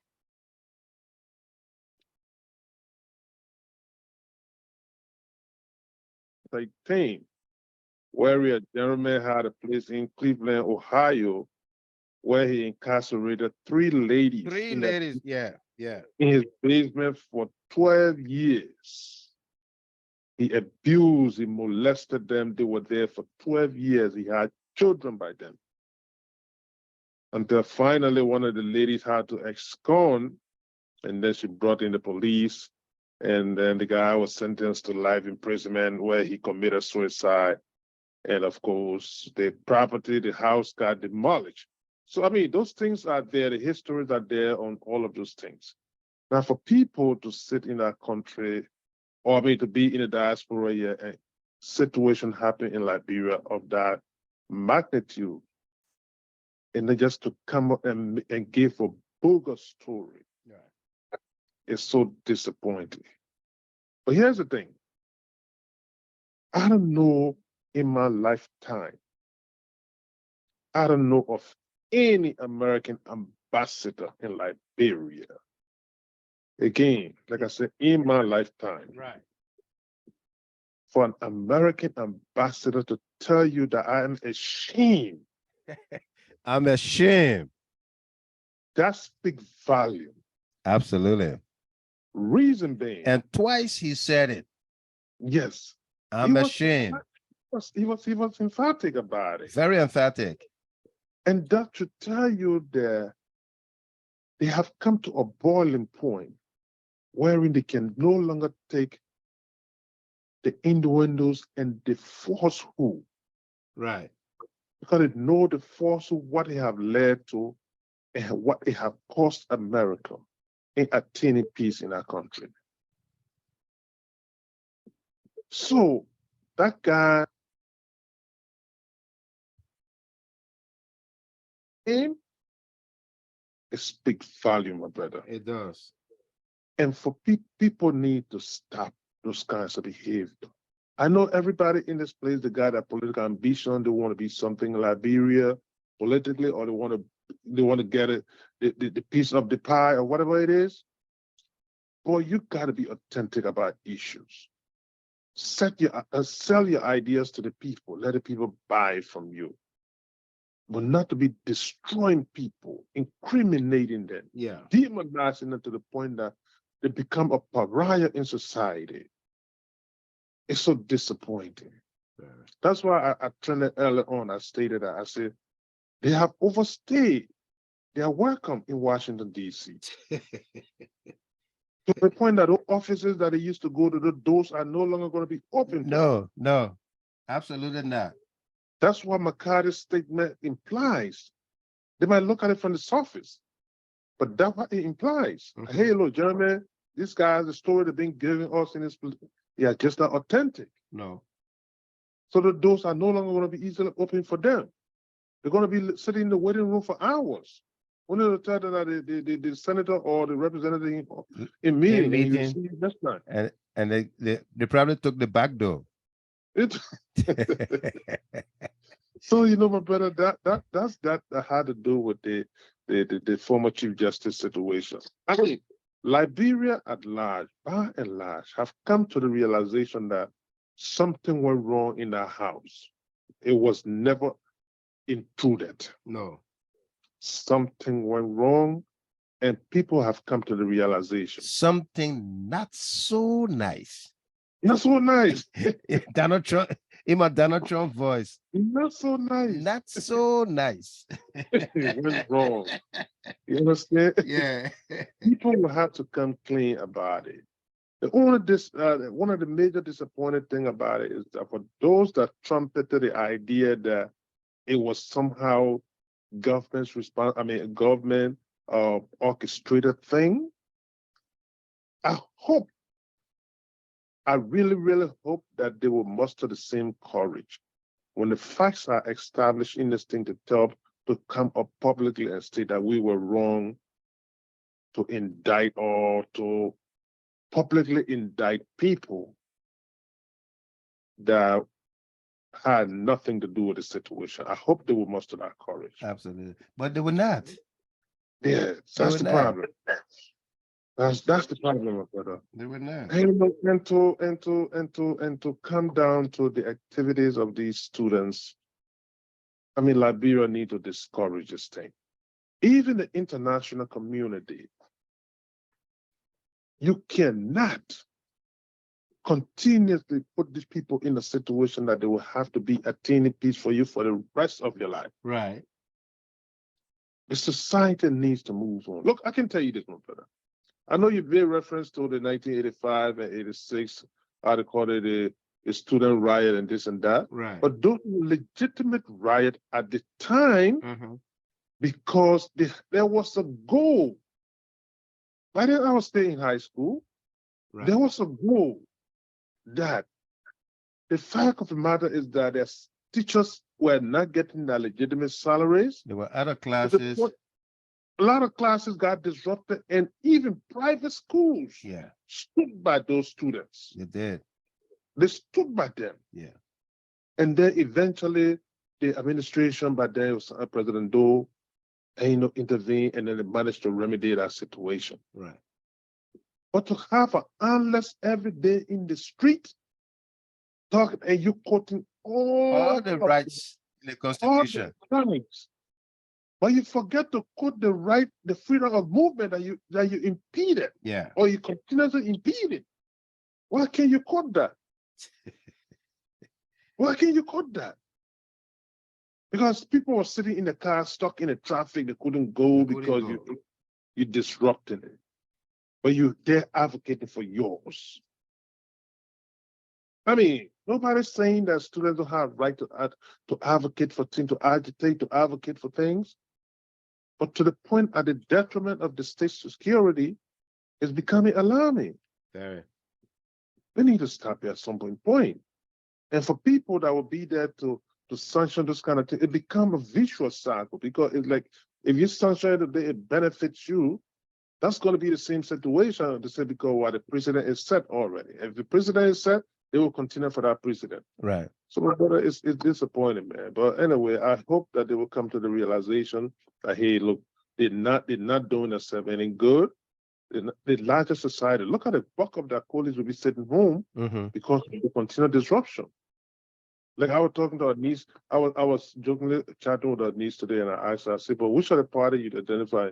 So I'm not joining no campus politics over there. And I just laughed about it. Because a lot of those kids are in a state of fear right now and uncertainty. You cannot put your colleagues in that kind of state of mind.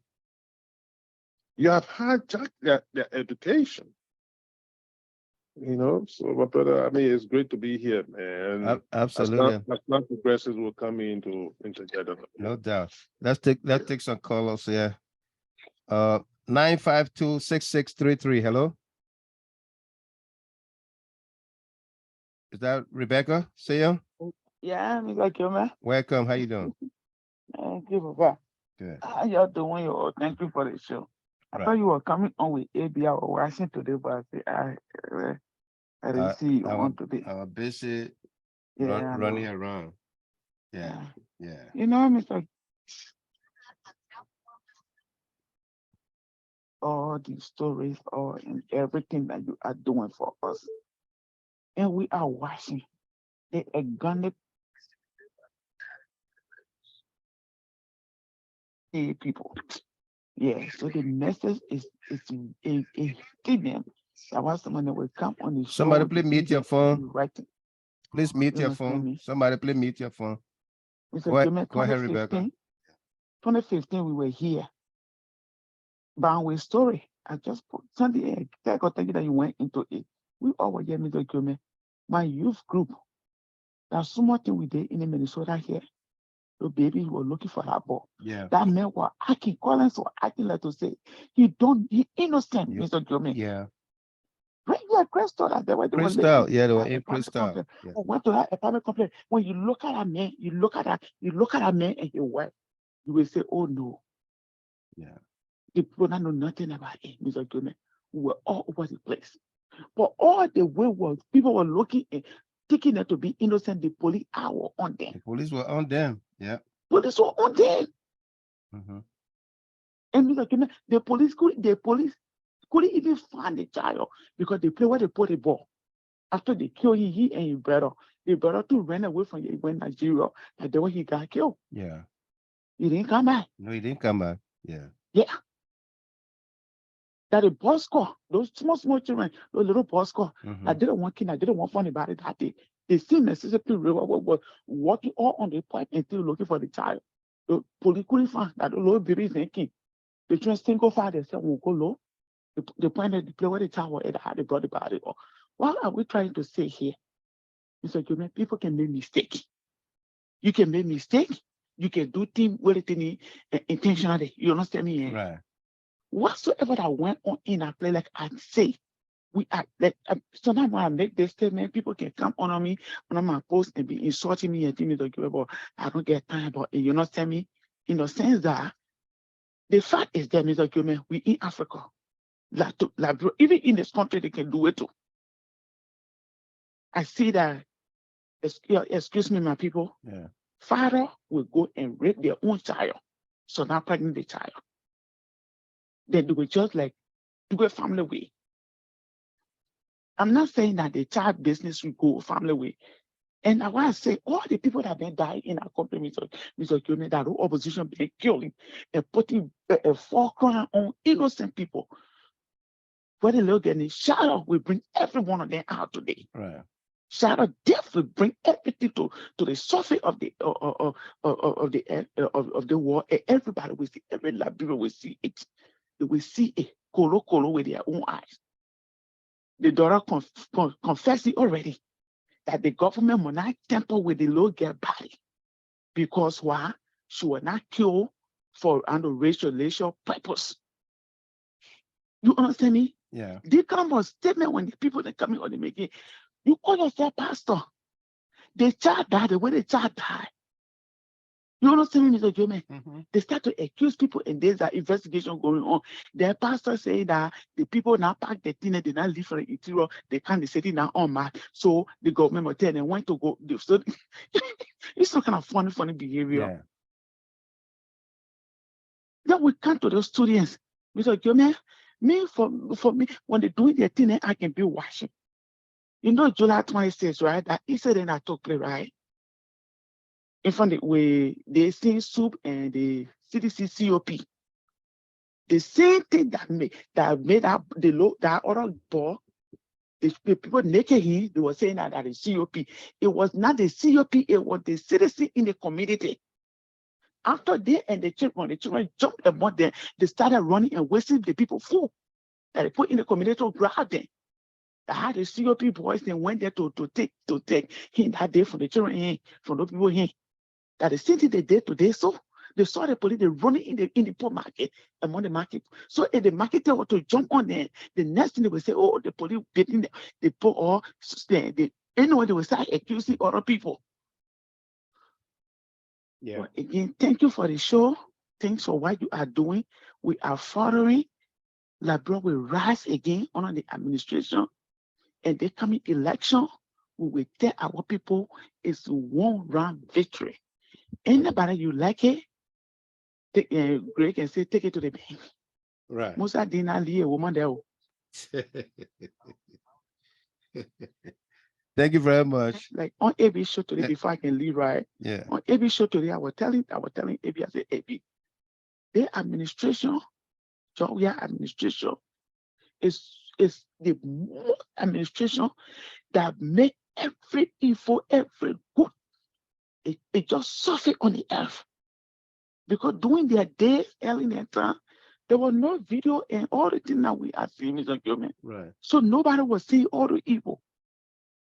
But the administration, the millennium, it will expose every evil and every good.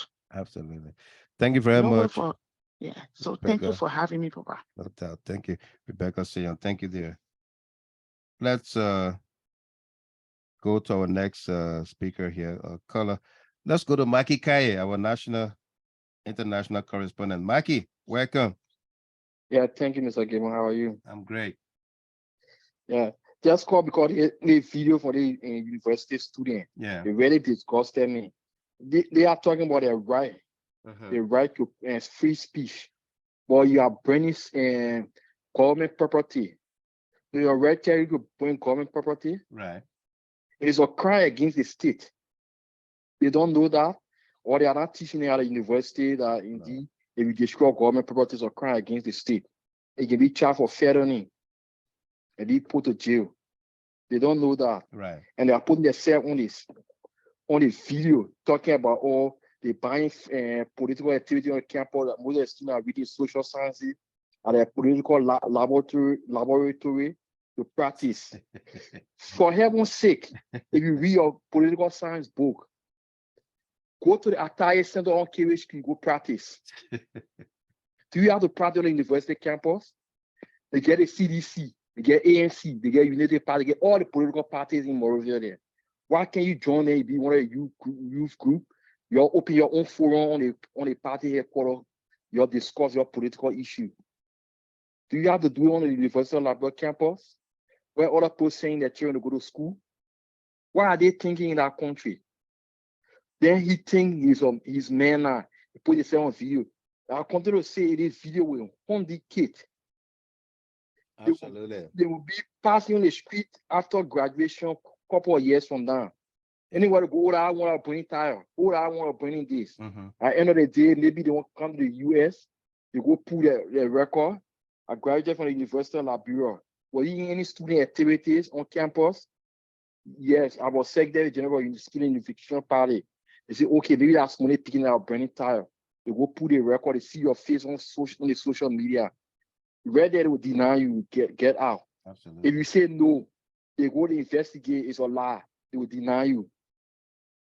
So that they are in big jeopardy, they don't know. You see Martin Cordy as I learned, they say in the United States, but which I doubt it. But he's in Europe. Anyway, yeah, because I know he's not here. Right. For himself. But these are some of the things that at the end of the day, they will just sit in Ezra, get all the education and claim he's having. He cannot go back home because nobody trusts him. Nobody want to hire somebody that will be destructive. We don't have rules. They're burning the rules. Burning the roads. Thank you very much, Mikey. Absolutely. Thank you. Let me bring on Ms. Orita Kwa, first time caller into the show tonight. Hello, Mr. Gamer. Yeah, good evening. How you doing? Welcome. Good. Have my sympathy. Thank you. Yeah, I just started watching the show. Anyway, I read it. I've been seeing, I don't really follow Liberian politics that much, but I've been seeing once in a while they will have the death thing in Liberia and police will come out and say something. Case in point, there was a body that they showed on social media some time ago, and it was like autopsy, the person was open up. Yeah. One of my girlfriends sent the picture to me. And the police came out and they said, oh, we called someone. I think it was from Nima, somewhere they said they called the person who posted the picture.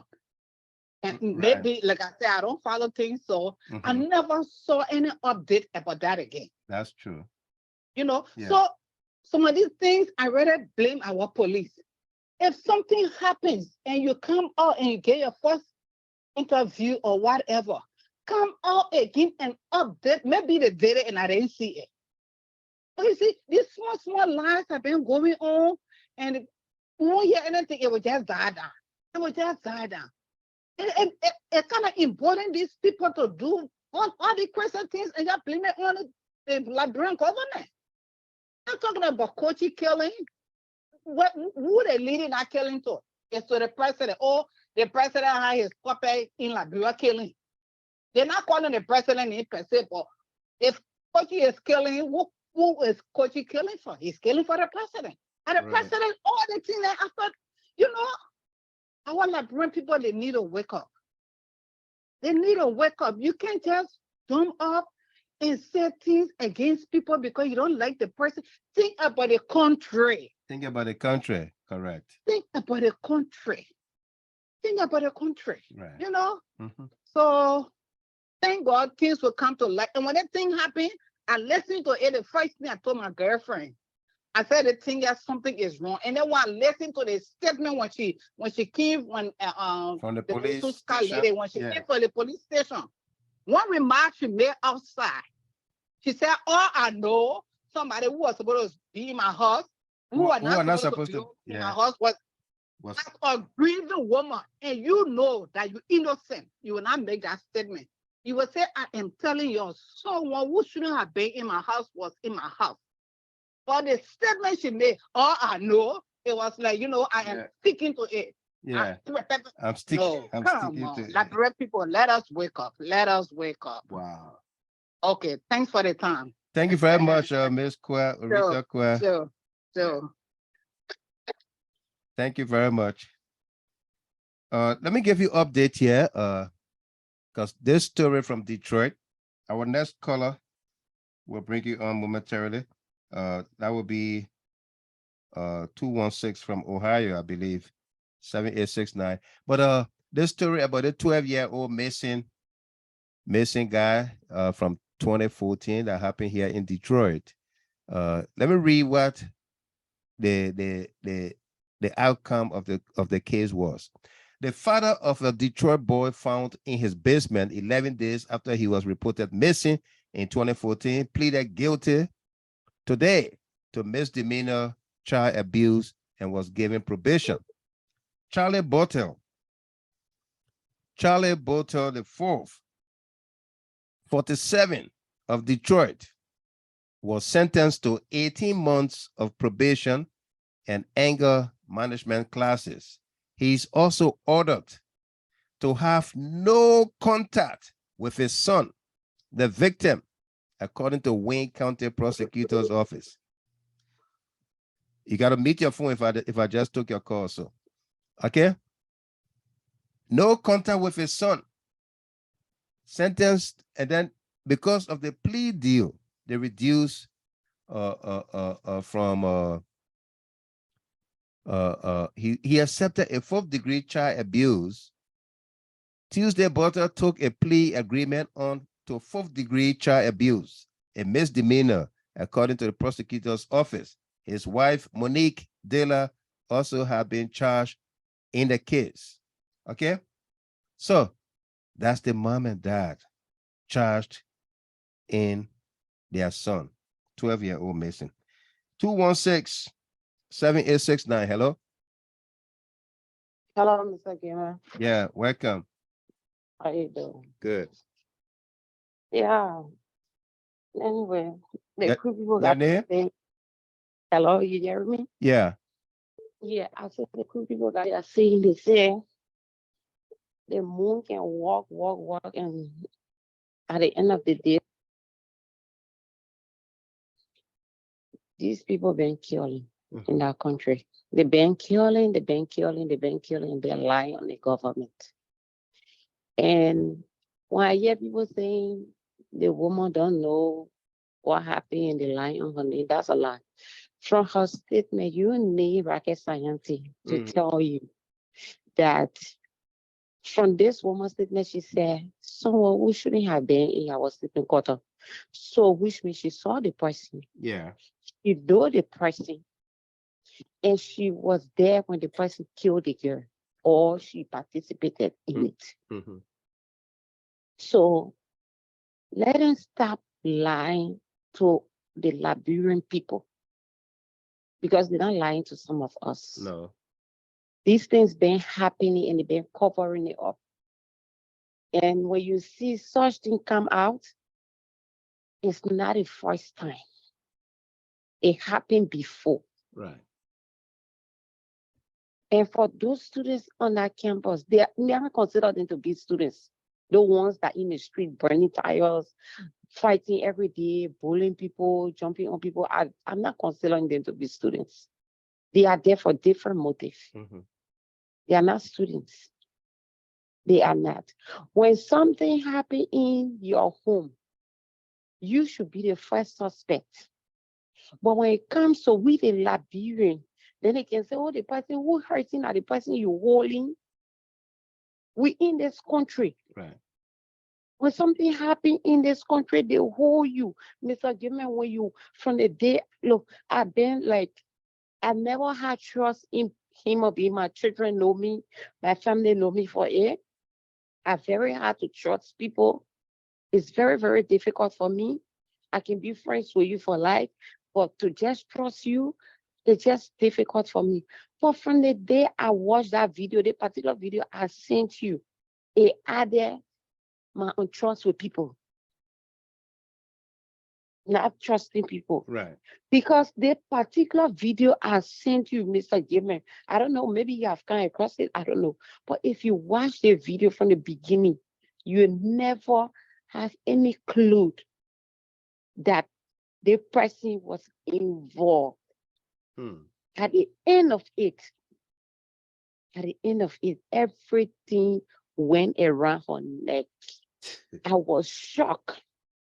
Yeah. I was shocked.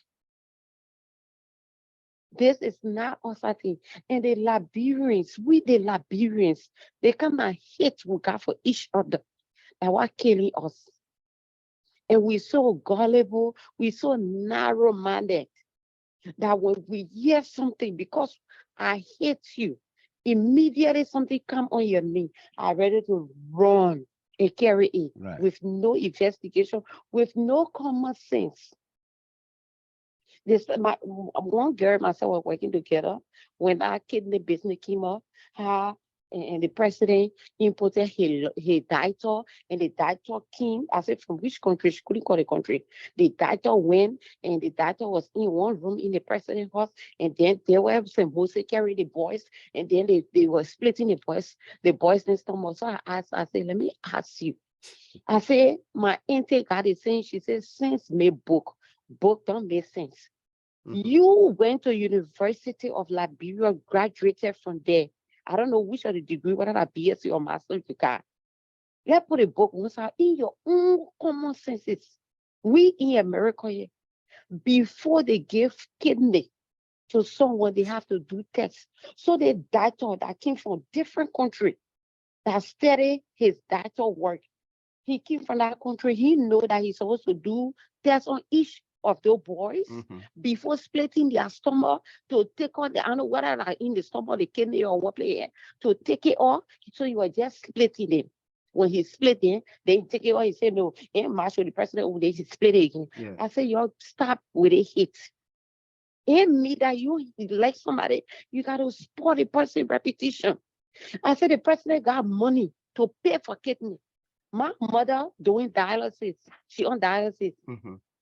As poor as we are, when we see somebody who able to donate kidney, we can pay for it. Then what's about the president? The president of a He nation. can't afford kidney. Yeah. He can't afford paying somebody for kidney. He has to go collect people children to be splitting their stomach, to be taking our kidney and mash. I said, you in your own son thinking, that thing you're talking, you understanding yourself.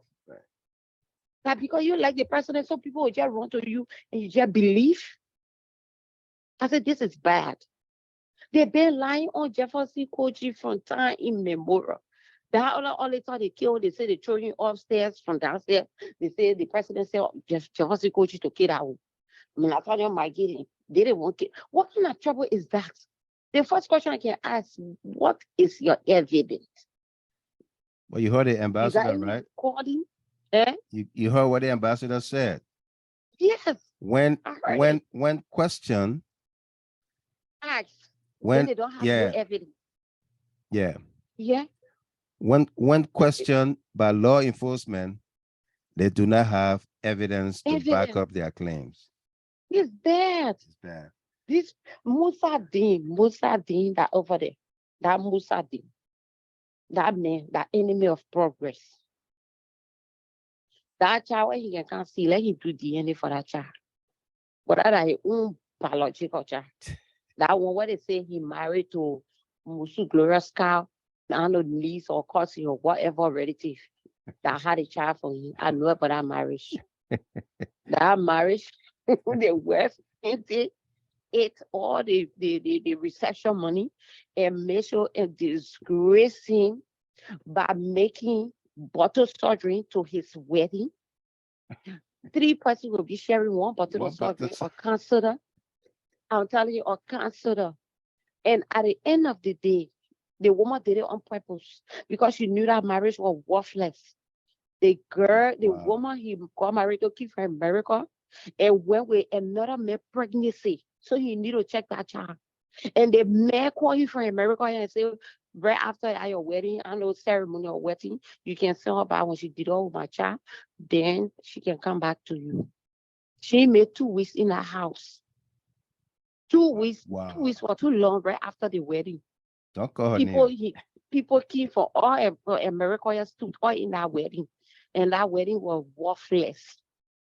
Wow. Then how she came to the wedding, sat down right after the wedding, sat down on our porch.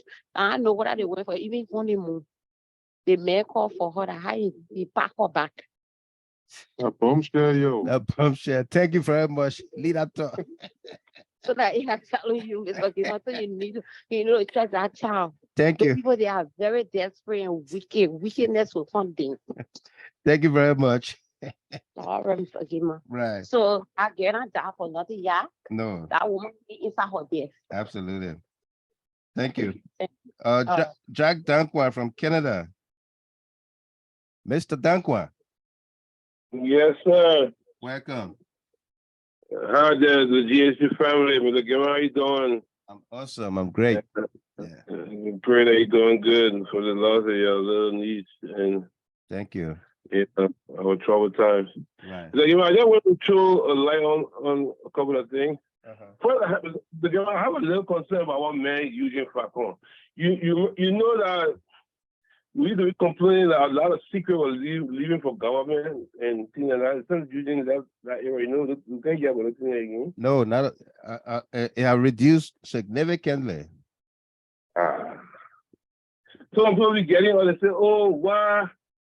The president that you didn't go. The president didn't know who working, who in interest, and who in that. The way that you didn't go. Just look at the way you were letting go. Yeah. Number one. So, I wanted to ask you, let's look at the spoon talk, right? Mm-hmm. I'm trying to get a little logic today from the talk. They were talking about the voter registration.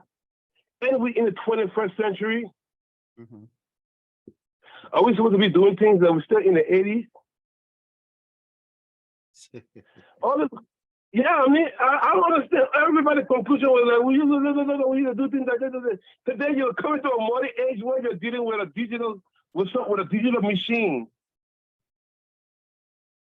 Let's be realistic. If you're dealing with a digital machine, you're in a new age. So if the things that you're supposed to do when you are walking, those things have been cut down because the device will minimize some of those things. That's what the device is for. Right. So, and the device has, let's not be realistic here. I'm just saying, I might be wrong. But the device, automatically minimize some of the costs. and the minister come on and say, okay, give me a cost on where you at, because the minister has to pay. The police to pay what they supposed to pay. Well, if you're actually supposed to come, can you be making noise? The police to pay. Okay, so you said this is there. Okay, give me a cost because we know what's up. And then everybody can start making any kind of noise.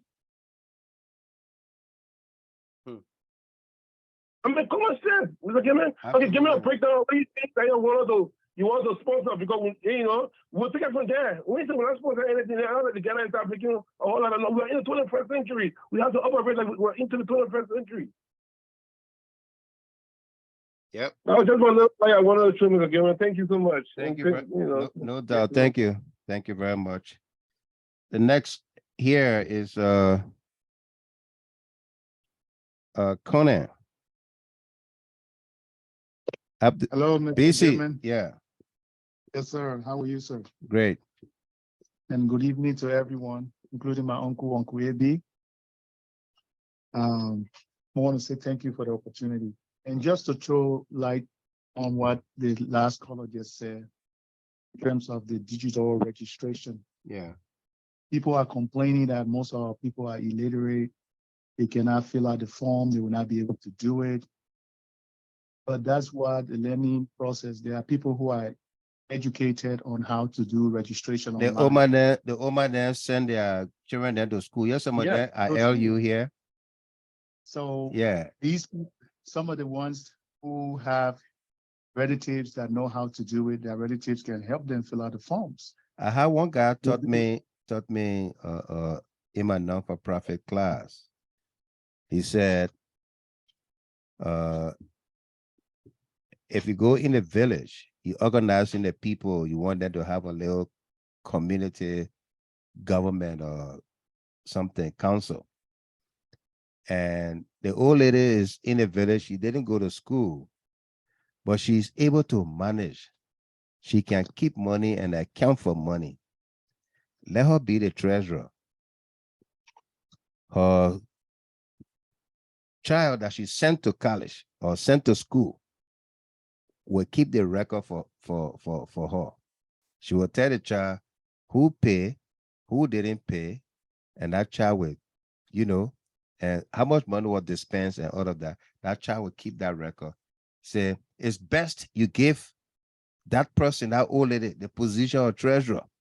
Since everybody knows how to be credible, she can keep money, she can do X, Y, Z, she knows how to manage money, give it to her. The child will keep the record for you. And that's just what happened here. Yeah. And Mr. Gilman, it's just common sense, but nowadays in our Liberian society, most people don't have common sense. They make common sense uncommon, and it is just very easy. Every now and then we compare Liberia to other countries that are moving forward. And when we try to move one step towards the other country, there are people there who find every excuse why Liberia should not go forward. Yeah. They try to find every reason why things should not be the way other people are trying to get their country to be like other countries in the 21st century. And that is the saddest thing every time in argument when people make this comment. It's so sad. Because if we want to be a country of the 21st century, we should be able to digitize all of our system. Right. Now, if people are saying that, this registration, the NEC have brought digital registration, they should embrace it and first of all say, okay, now it's an opportunity that we can use to even educate our people on it. So that when the next election comes, we will not spend that much money on election hardware. We will only invest in the software, to upgrade, because somebody can do it directly from their phone. Almost everybody now in Liberia has a phone. Yeah. So it will be much easier. It will save the country money. It will save time. And we will get a much more accurate registration. People are complaining about the census already. They say a lot of people were not counted. Now the election commission trying to register as much voters as they can because of the time frame. So why are people complaining? I think we should embrace it and see how best we can educate our people and improve on everything that is needed to make sure that the registration is done in a speedy manner and in a very effective way. The election commissioner, Pierre, went to the House of Legislature, and people are talking about election will be rigged, election that will be cheating. They do all the things because they want to cheat. And she said, she listed the U.S. Embassy, the EU, the AU, the Minister of Justice. All of these people are on the council for the Election Commission. So are those who are saying that there might be some fraudulent activity during the election, they don't trust any of these people.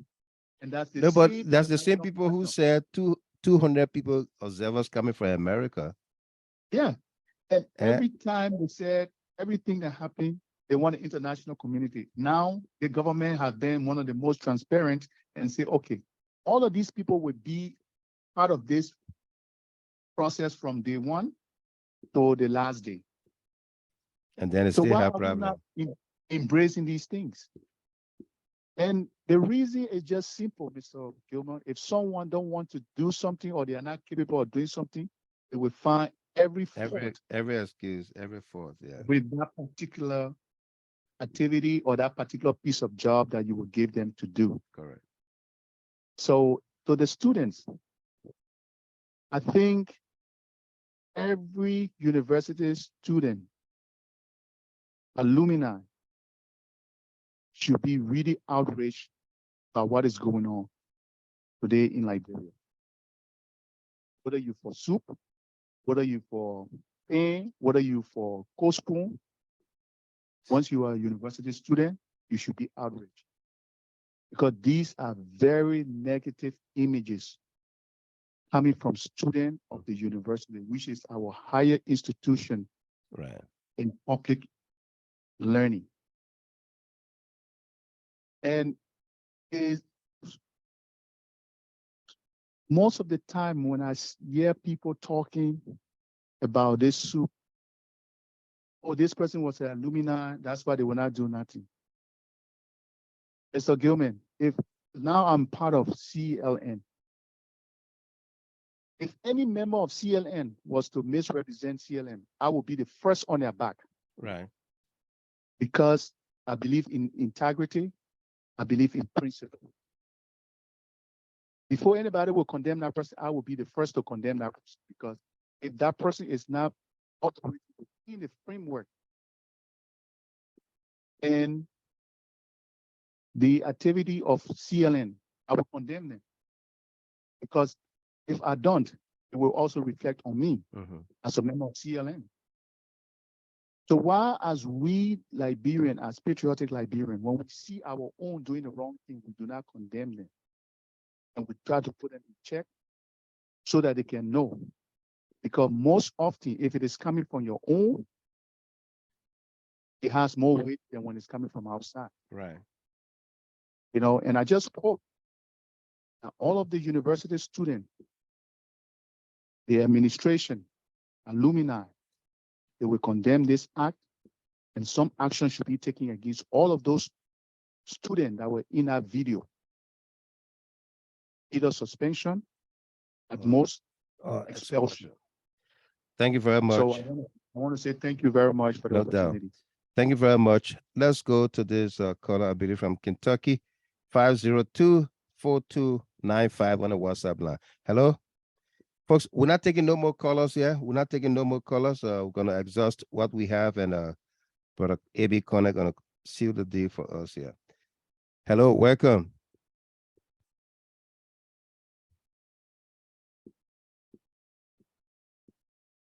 Hello, can you hear me?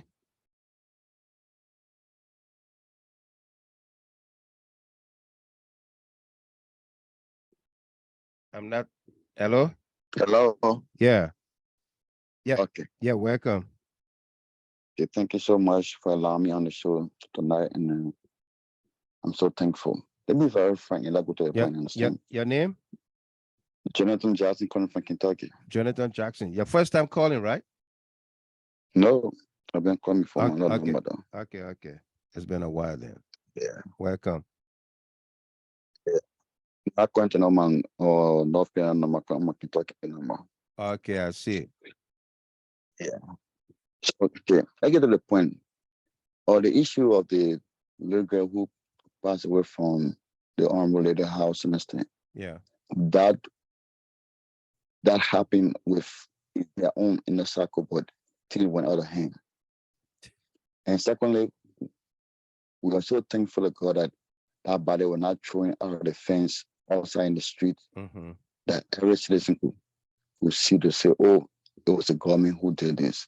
That's the most great thing that God did for the government, for the fact that God did not allow that to happen. Yeah.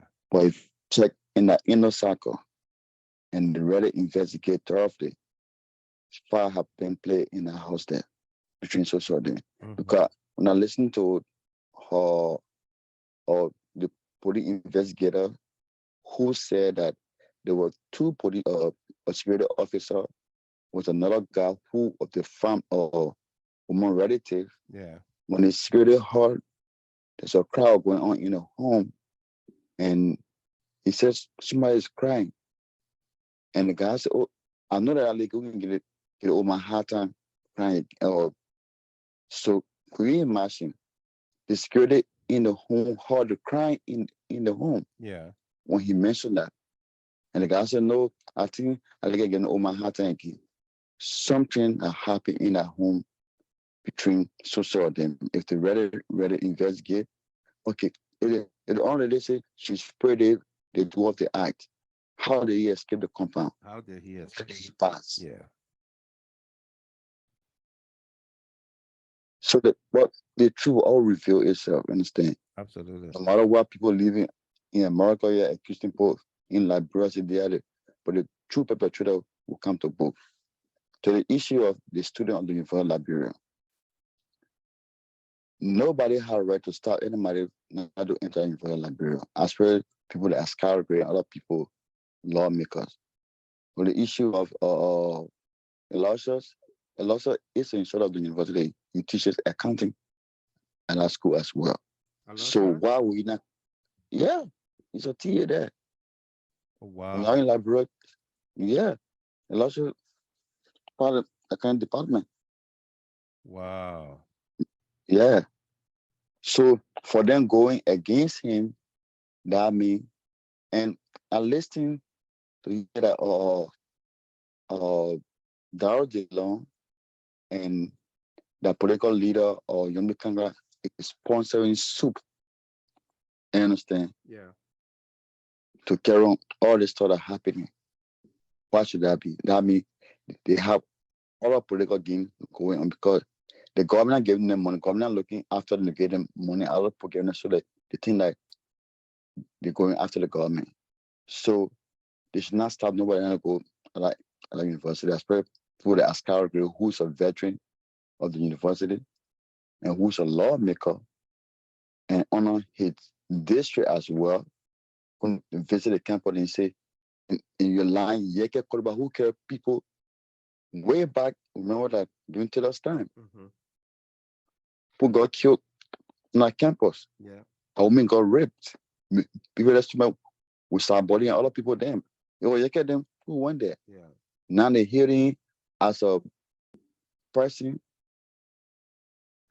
I think it was reference Freedom fighter for the U.S. administration to seize every political activities under suspension until order. No one's above the law. So no one should stop any citizen of like Bernardo go at the year campus. That's not right. So that's my take in that. Thank you very much, Jonathan Jackson, Mr. Jackson there. Let's welcome John Wampier, Stockton, California. AB, your man is here. Wampier. How you doing, Mr. Gilmer? I'm good. Welcome.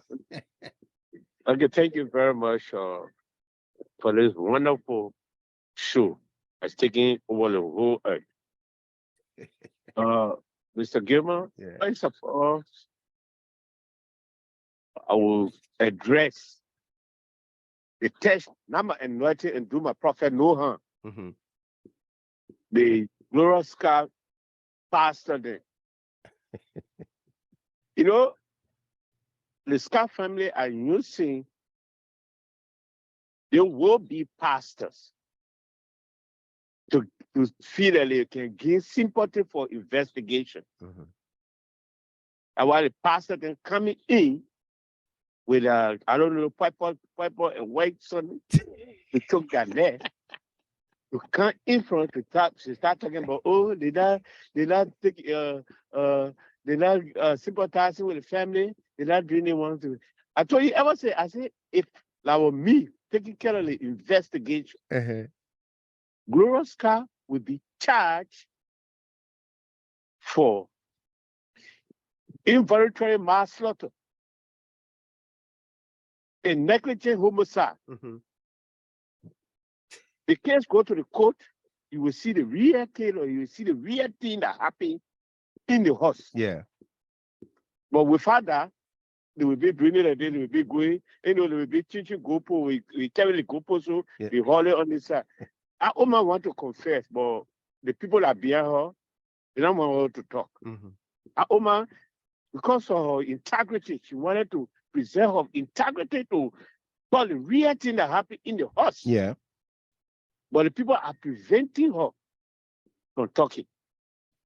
Secondly, and you think the man that had on the purple and white is one of you get no. You listen to her daughter. Her daughter say, somebody invaded his house, the pastor house, and they left a long knife, and they carry all his cell phones and TV. The people will not look for anybody. They get a rebel to the University of Liberia. Those children they are being sponsored by those bad politicians to do things. If you carry on lie detector test, most students at the University of Liberia have been taking part to cause problem when they cause the problem, then they pull on the government from the University of Liberia. And the next year I'll come to explain to you that the University of Liberia, so the House of Senate or the House of Parliament supposed to call the whole administrative board of the University of Liberia to bring that roster for students. You know, not go to department from department to department. Look, we are student who in the university, who not in the university. Those guys who put in the defense logistics uniform, because the uniform is is for defense logistics. Yeah. You know, the guys who put in the University of Liberia. The khaki. Yeah, they are not in the University of Liberia. You understand? They are for a very political party. They just during the time the student there, the opposition there told students to march to block the president or to block the road for the president. Yeah. Those guys that came from the University of Liberia, the war or William V. stopped the uniform to go out like a student. You understand it? Those are from different political parties. So the only way you will know those guys from the University of Liberia, from which department, you get it being a student roster and get the student that's supposed to be on campus, who are supposed to be among those guys. So they are using student need to bring tire on the road. That's an answer attack. And it's a punishable by 1,005 or 1 year jail or 10. Once you leave the university campus, you go in the street against the state. You bring tire on the road, it catch you, it carry you straight to central prison. Your next day will be in foot. You're not student again.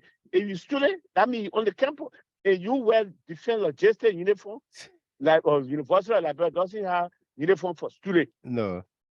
So they are saying that student is never wrong.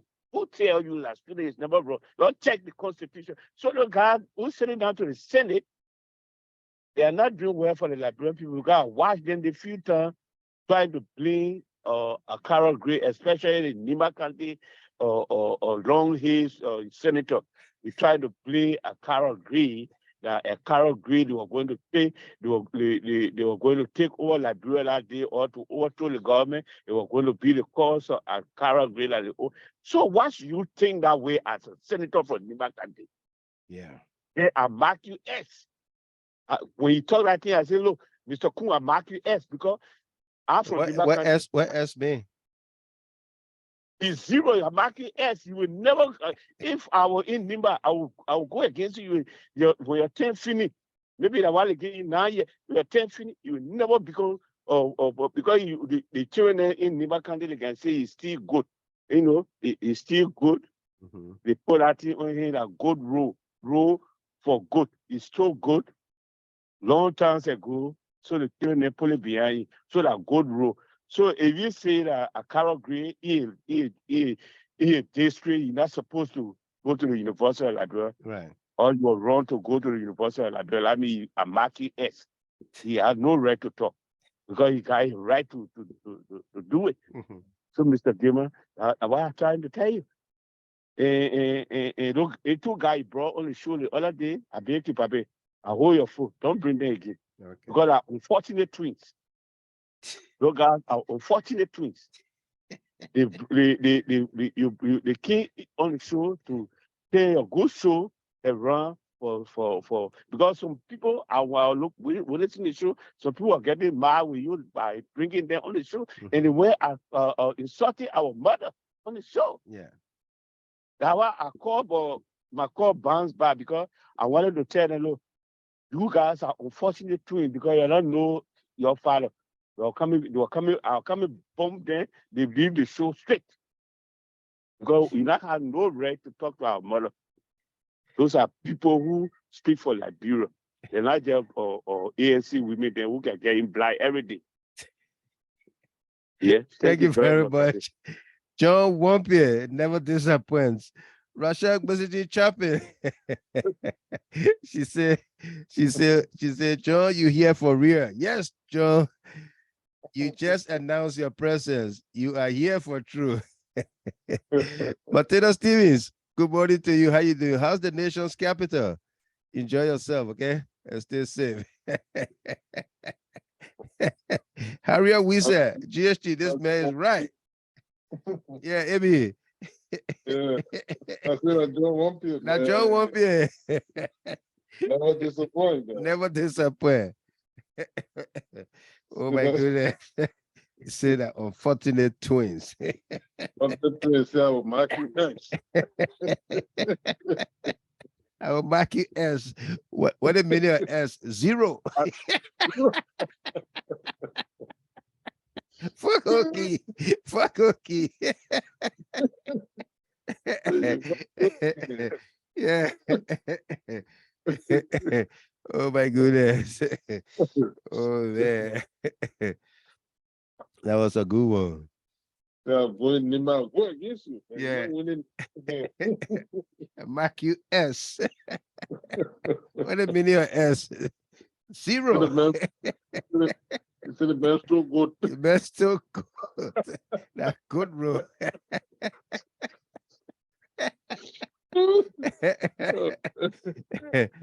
Joe Wampier. Thank you very much, Joe Wampier. Yeah, the man of the night. Take it away, Abby. Bro, come on. Yeah, but brother, I mean, all I've been said tonight, man, we'll continue to pound on those things, and people of the same mindset will rationalize things. Absolutely. But politically, this is the silly season, so a lot of crazy things will keep happening. Yeah. But equally, so you gotta sit and reflect and make sense of the prevailing circumstances, you know. You gotta be analytical, logically, you know. Yeah. That's the situation in Liberia. You know, my brother, from all indication, when it comes to the agitation and the confrontations and all these things at the level of the University of Liberia, people are just looking for some bandwagon to jump on. Right. to foment chaos, to bring insecurity.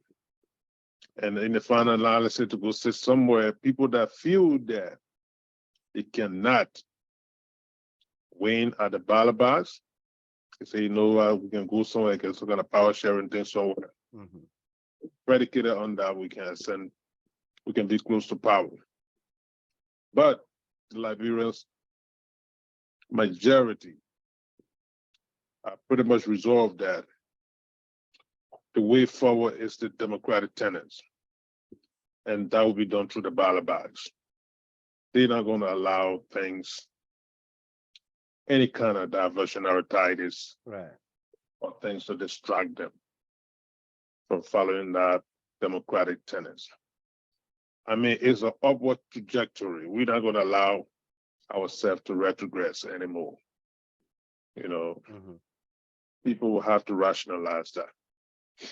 And the students, whether they have been coerced to do those things, they need to come to the realization that it's not a good thing to do, because pretty much majority of the student populace, because trust me, that's a life I live. Yeah. But I tell you, that's my alma mater. I went through the walls of that institution, and those are things that we experience over there. And many times things went wrong over there. A lot of us that were there were never in support of it. But be that as it may, at the time, we all got affected. And yet still we lived through it. So when those things are happening, trust me, majority over there, they are not in support of it. You know, so they have been hindered. It's a bad thing. They need to rationalize that. And lastly, you know, the police, I know people sometimes get frustrated with the slow pace of certain things, but I strongly believe that they are trying to do due diligence. Right. The security situation that surrounding the former Chief Justice. Mind you, this is a precedent case. Yeah. It had never,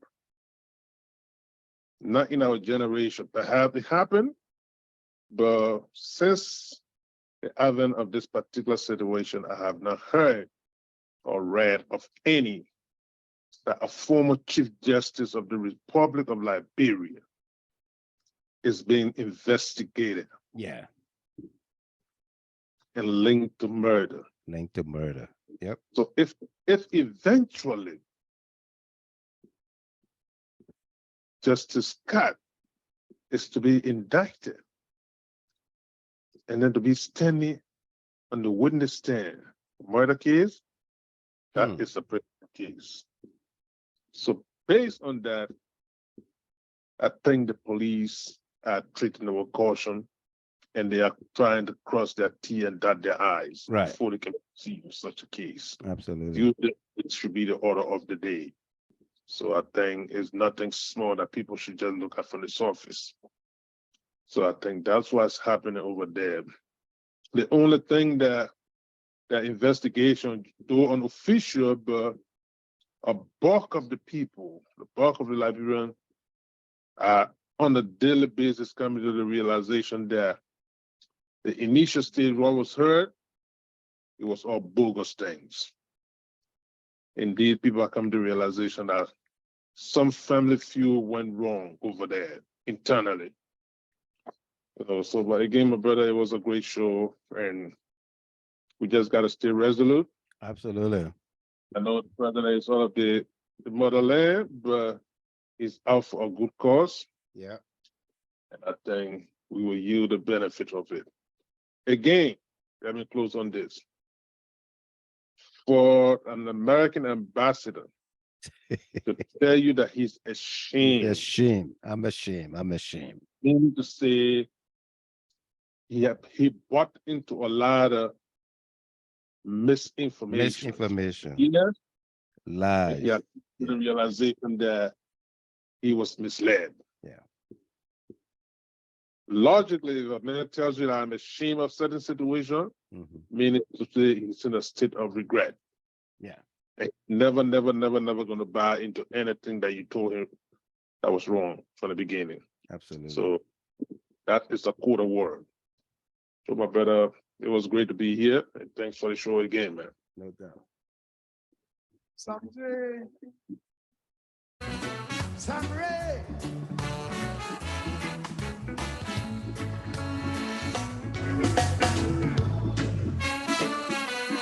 Some them dream, some them red.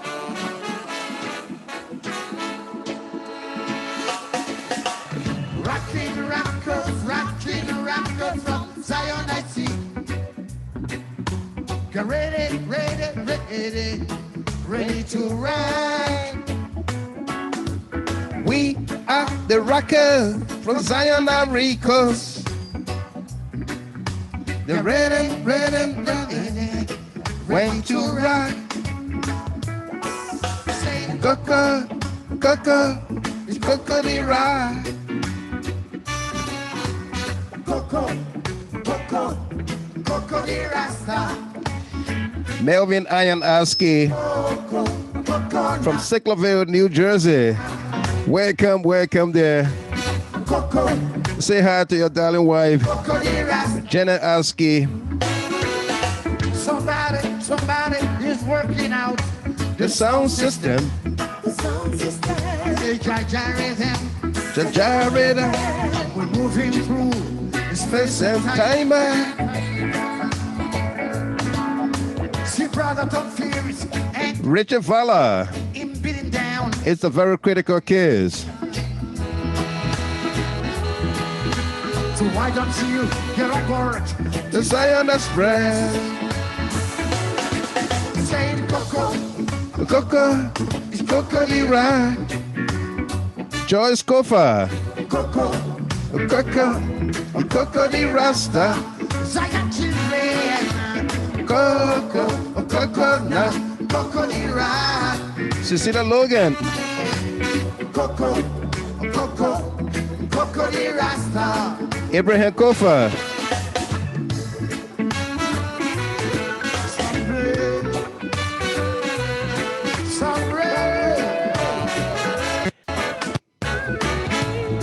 Clyde Williams.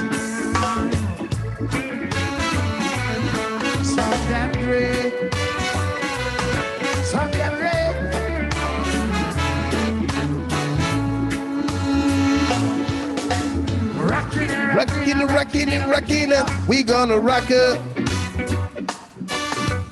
In the night and the day, we gonna rock your soul. See, we positively moving on. Oh, within the job time. Judah Hard Talk, FM 107. Drop on the rock you down. We play the most music. Say the Coco the rock. Now Monique Boyer. Coco the Rasta. Sing along, yeah. Coco now, Coco the rock. I wanna hear you say, Coco the Rasta. I come free for, yeah. Coco. And I love you so. Coco the Rasta. Comfort Mami Ted.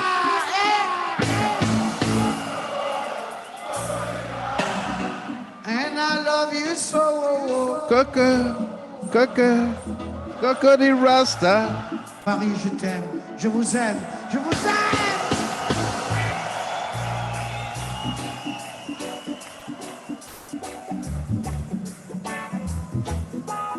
On se la fait Canada.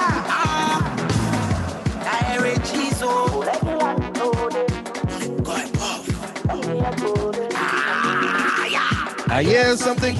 I hear something. I hear something. I hear something. I hear something. I hear something. I hear something. I hear something. I won't tell you later, but my thing I want it. I won't tell you later, but my thing I want it. Victoria Townsend. I hear something. I hear something. I hear something. I Musuwabi Cooper. I hear something.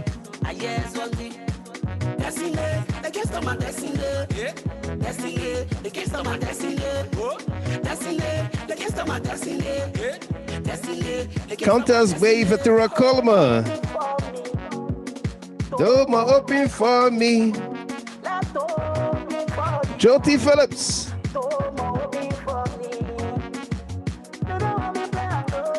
Harriet Weezer. Ambassador Gabriel Saletti. I hear something. Rose Talu. You got him. But you left potato. Miada Soko pass away by Fali. Cecilia Logan. I hear something. I hear something. Victor Pine. But Martina one thing. I won't tell you that thing. But Martina one thing. I hear something. I hear something. I hear something. I hear something. I hear something. I hear something. I hear something. I hear something. Christy Java. You got him. But you left potato. You got him. But you left potato. I hear something. I hear something.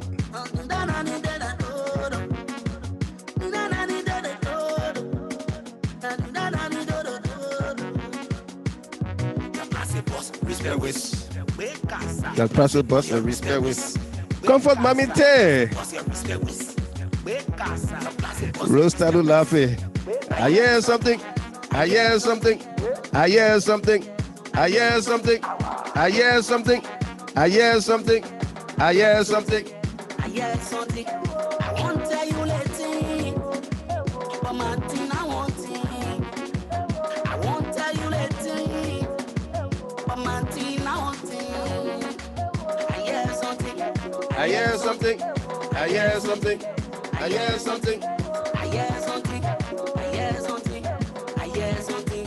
I hear something.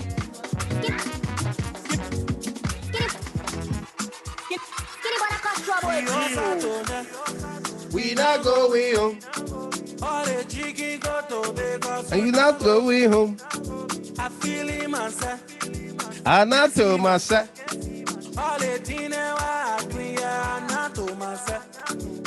We outside.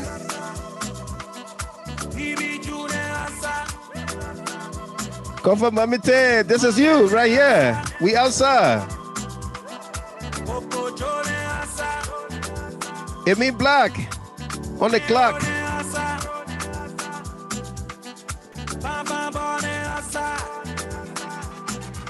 MJ, Mommy Jackson, Confident D,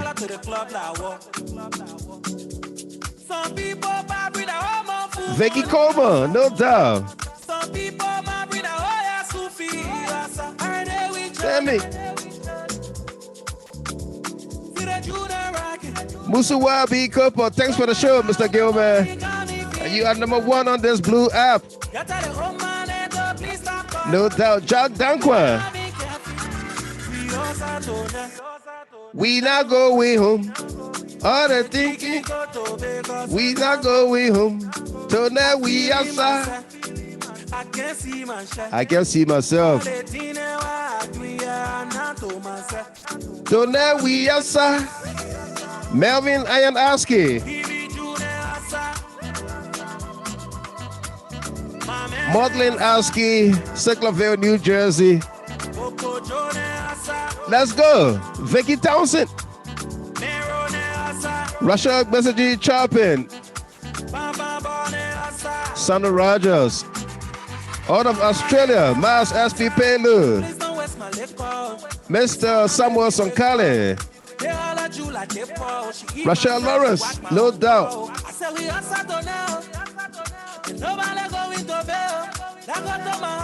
Nobody going to bed.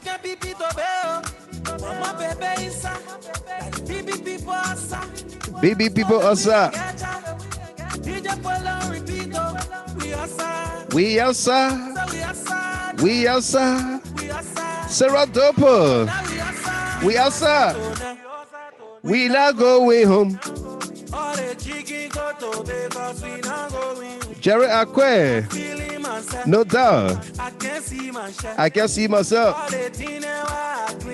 And I told myself, so now we outside.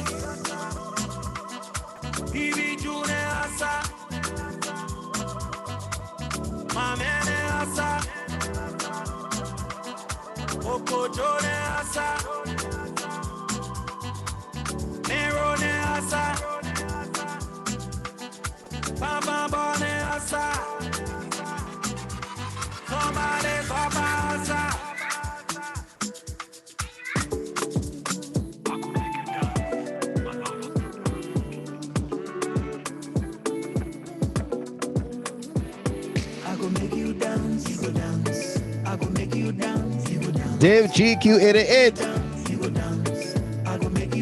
live and direct from Germany. I go make you dance. Mieta Soko Pasa with Bafali. This is it for you.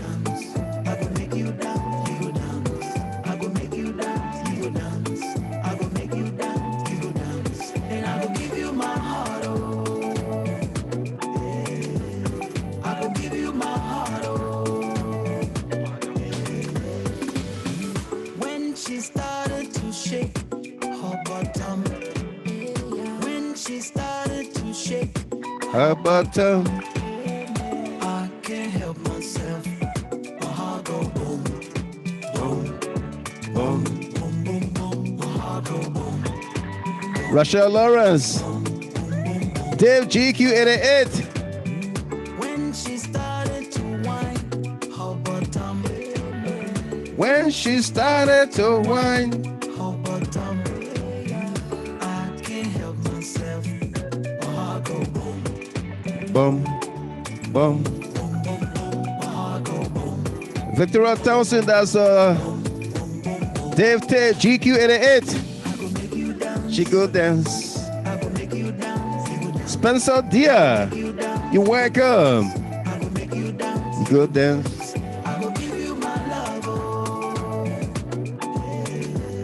I could give you my heart, oh.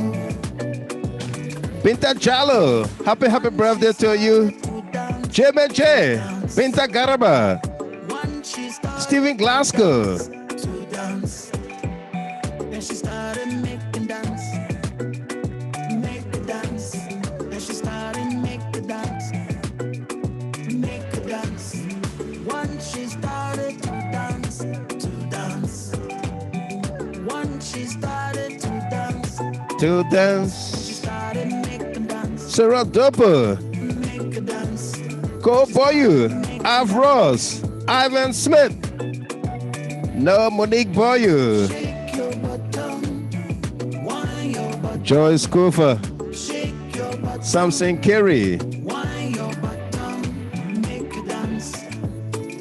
make you dance, everybody make you dance, make you dance, shake your bottom.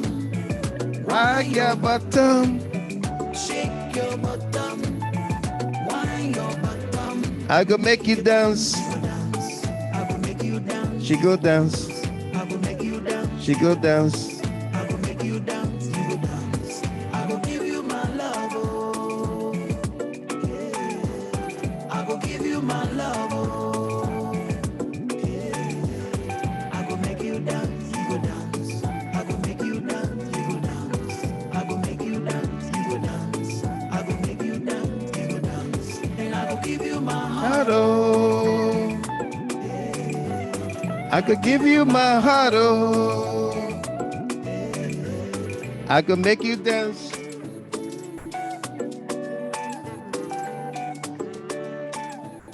Merci pour tout ça. Yeah. Fanta. Fanta. Je t'aime, Fanta. I love you, Fanta. This is the song that takes us home. Alpha Blondie. Fanta Diallo. Merci, mes chéris. Merci. Ali Bagayogo. Job.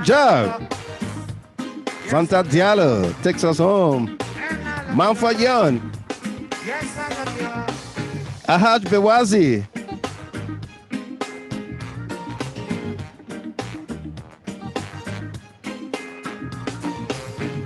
Sweet. Fanta Diallo. Fanta Diallo. Sweet. Fanta Diallo. Fanta Diallo. Fanta walking on the rainbow now. Fanta shivering in the moonlight wave. Fanta kissing him on the candlelight. Confident D. Fanta loving him on the burning rock. Sweet Fanta Diallo. Sweet Fanta Diallo. Well, folks, thanks very much for being there. Sweet Fanta Diallo. Continue to enjoy the weekend. You can join us on the FM dial, Gina How Talk FM 107 on the Mixler app.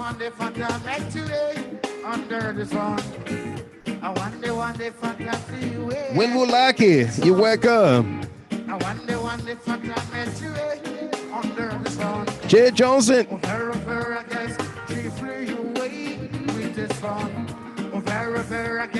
She's with you day at the mercy.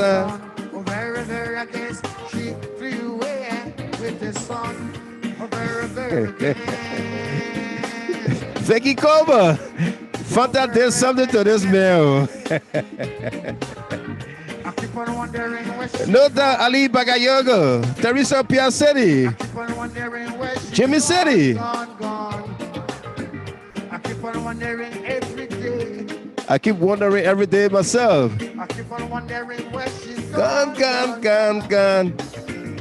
Sweet. Fanta Diallo. Fanta Diallo. Sweet. Fanta Diallo. Manfa Young. Jay Johnson, no doubt. Comfort Mamite, Patrick Kennedy. Falonsho Bright Crawford. Jerry and Thelma Wase.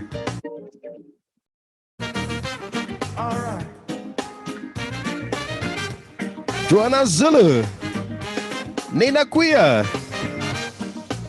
The last time I saw her. The last time I saw her. Sakaya Trey. The very last time. No, Monique Boyu.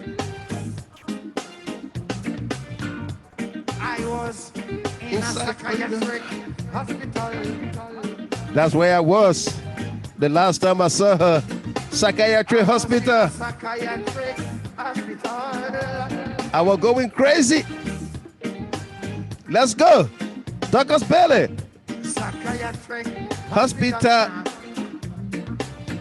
Psychiatric hospital. Psychiatric hospital. A.B. Corner. Chief Sekou Kalasko Demaro. Welcome. And I love you, Rainbow. Oh, yes, I love you, Rainbow. And I love you, Rainbow now. Fanta Diallo. Fanta Diallo. Fanta Diallo. Fanta Diallo. Fanta Diallo. Fanta Diallo.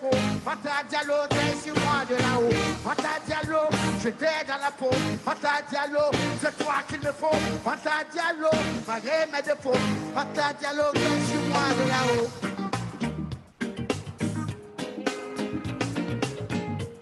Cause I love you.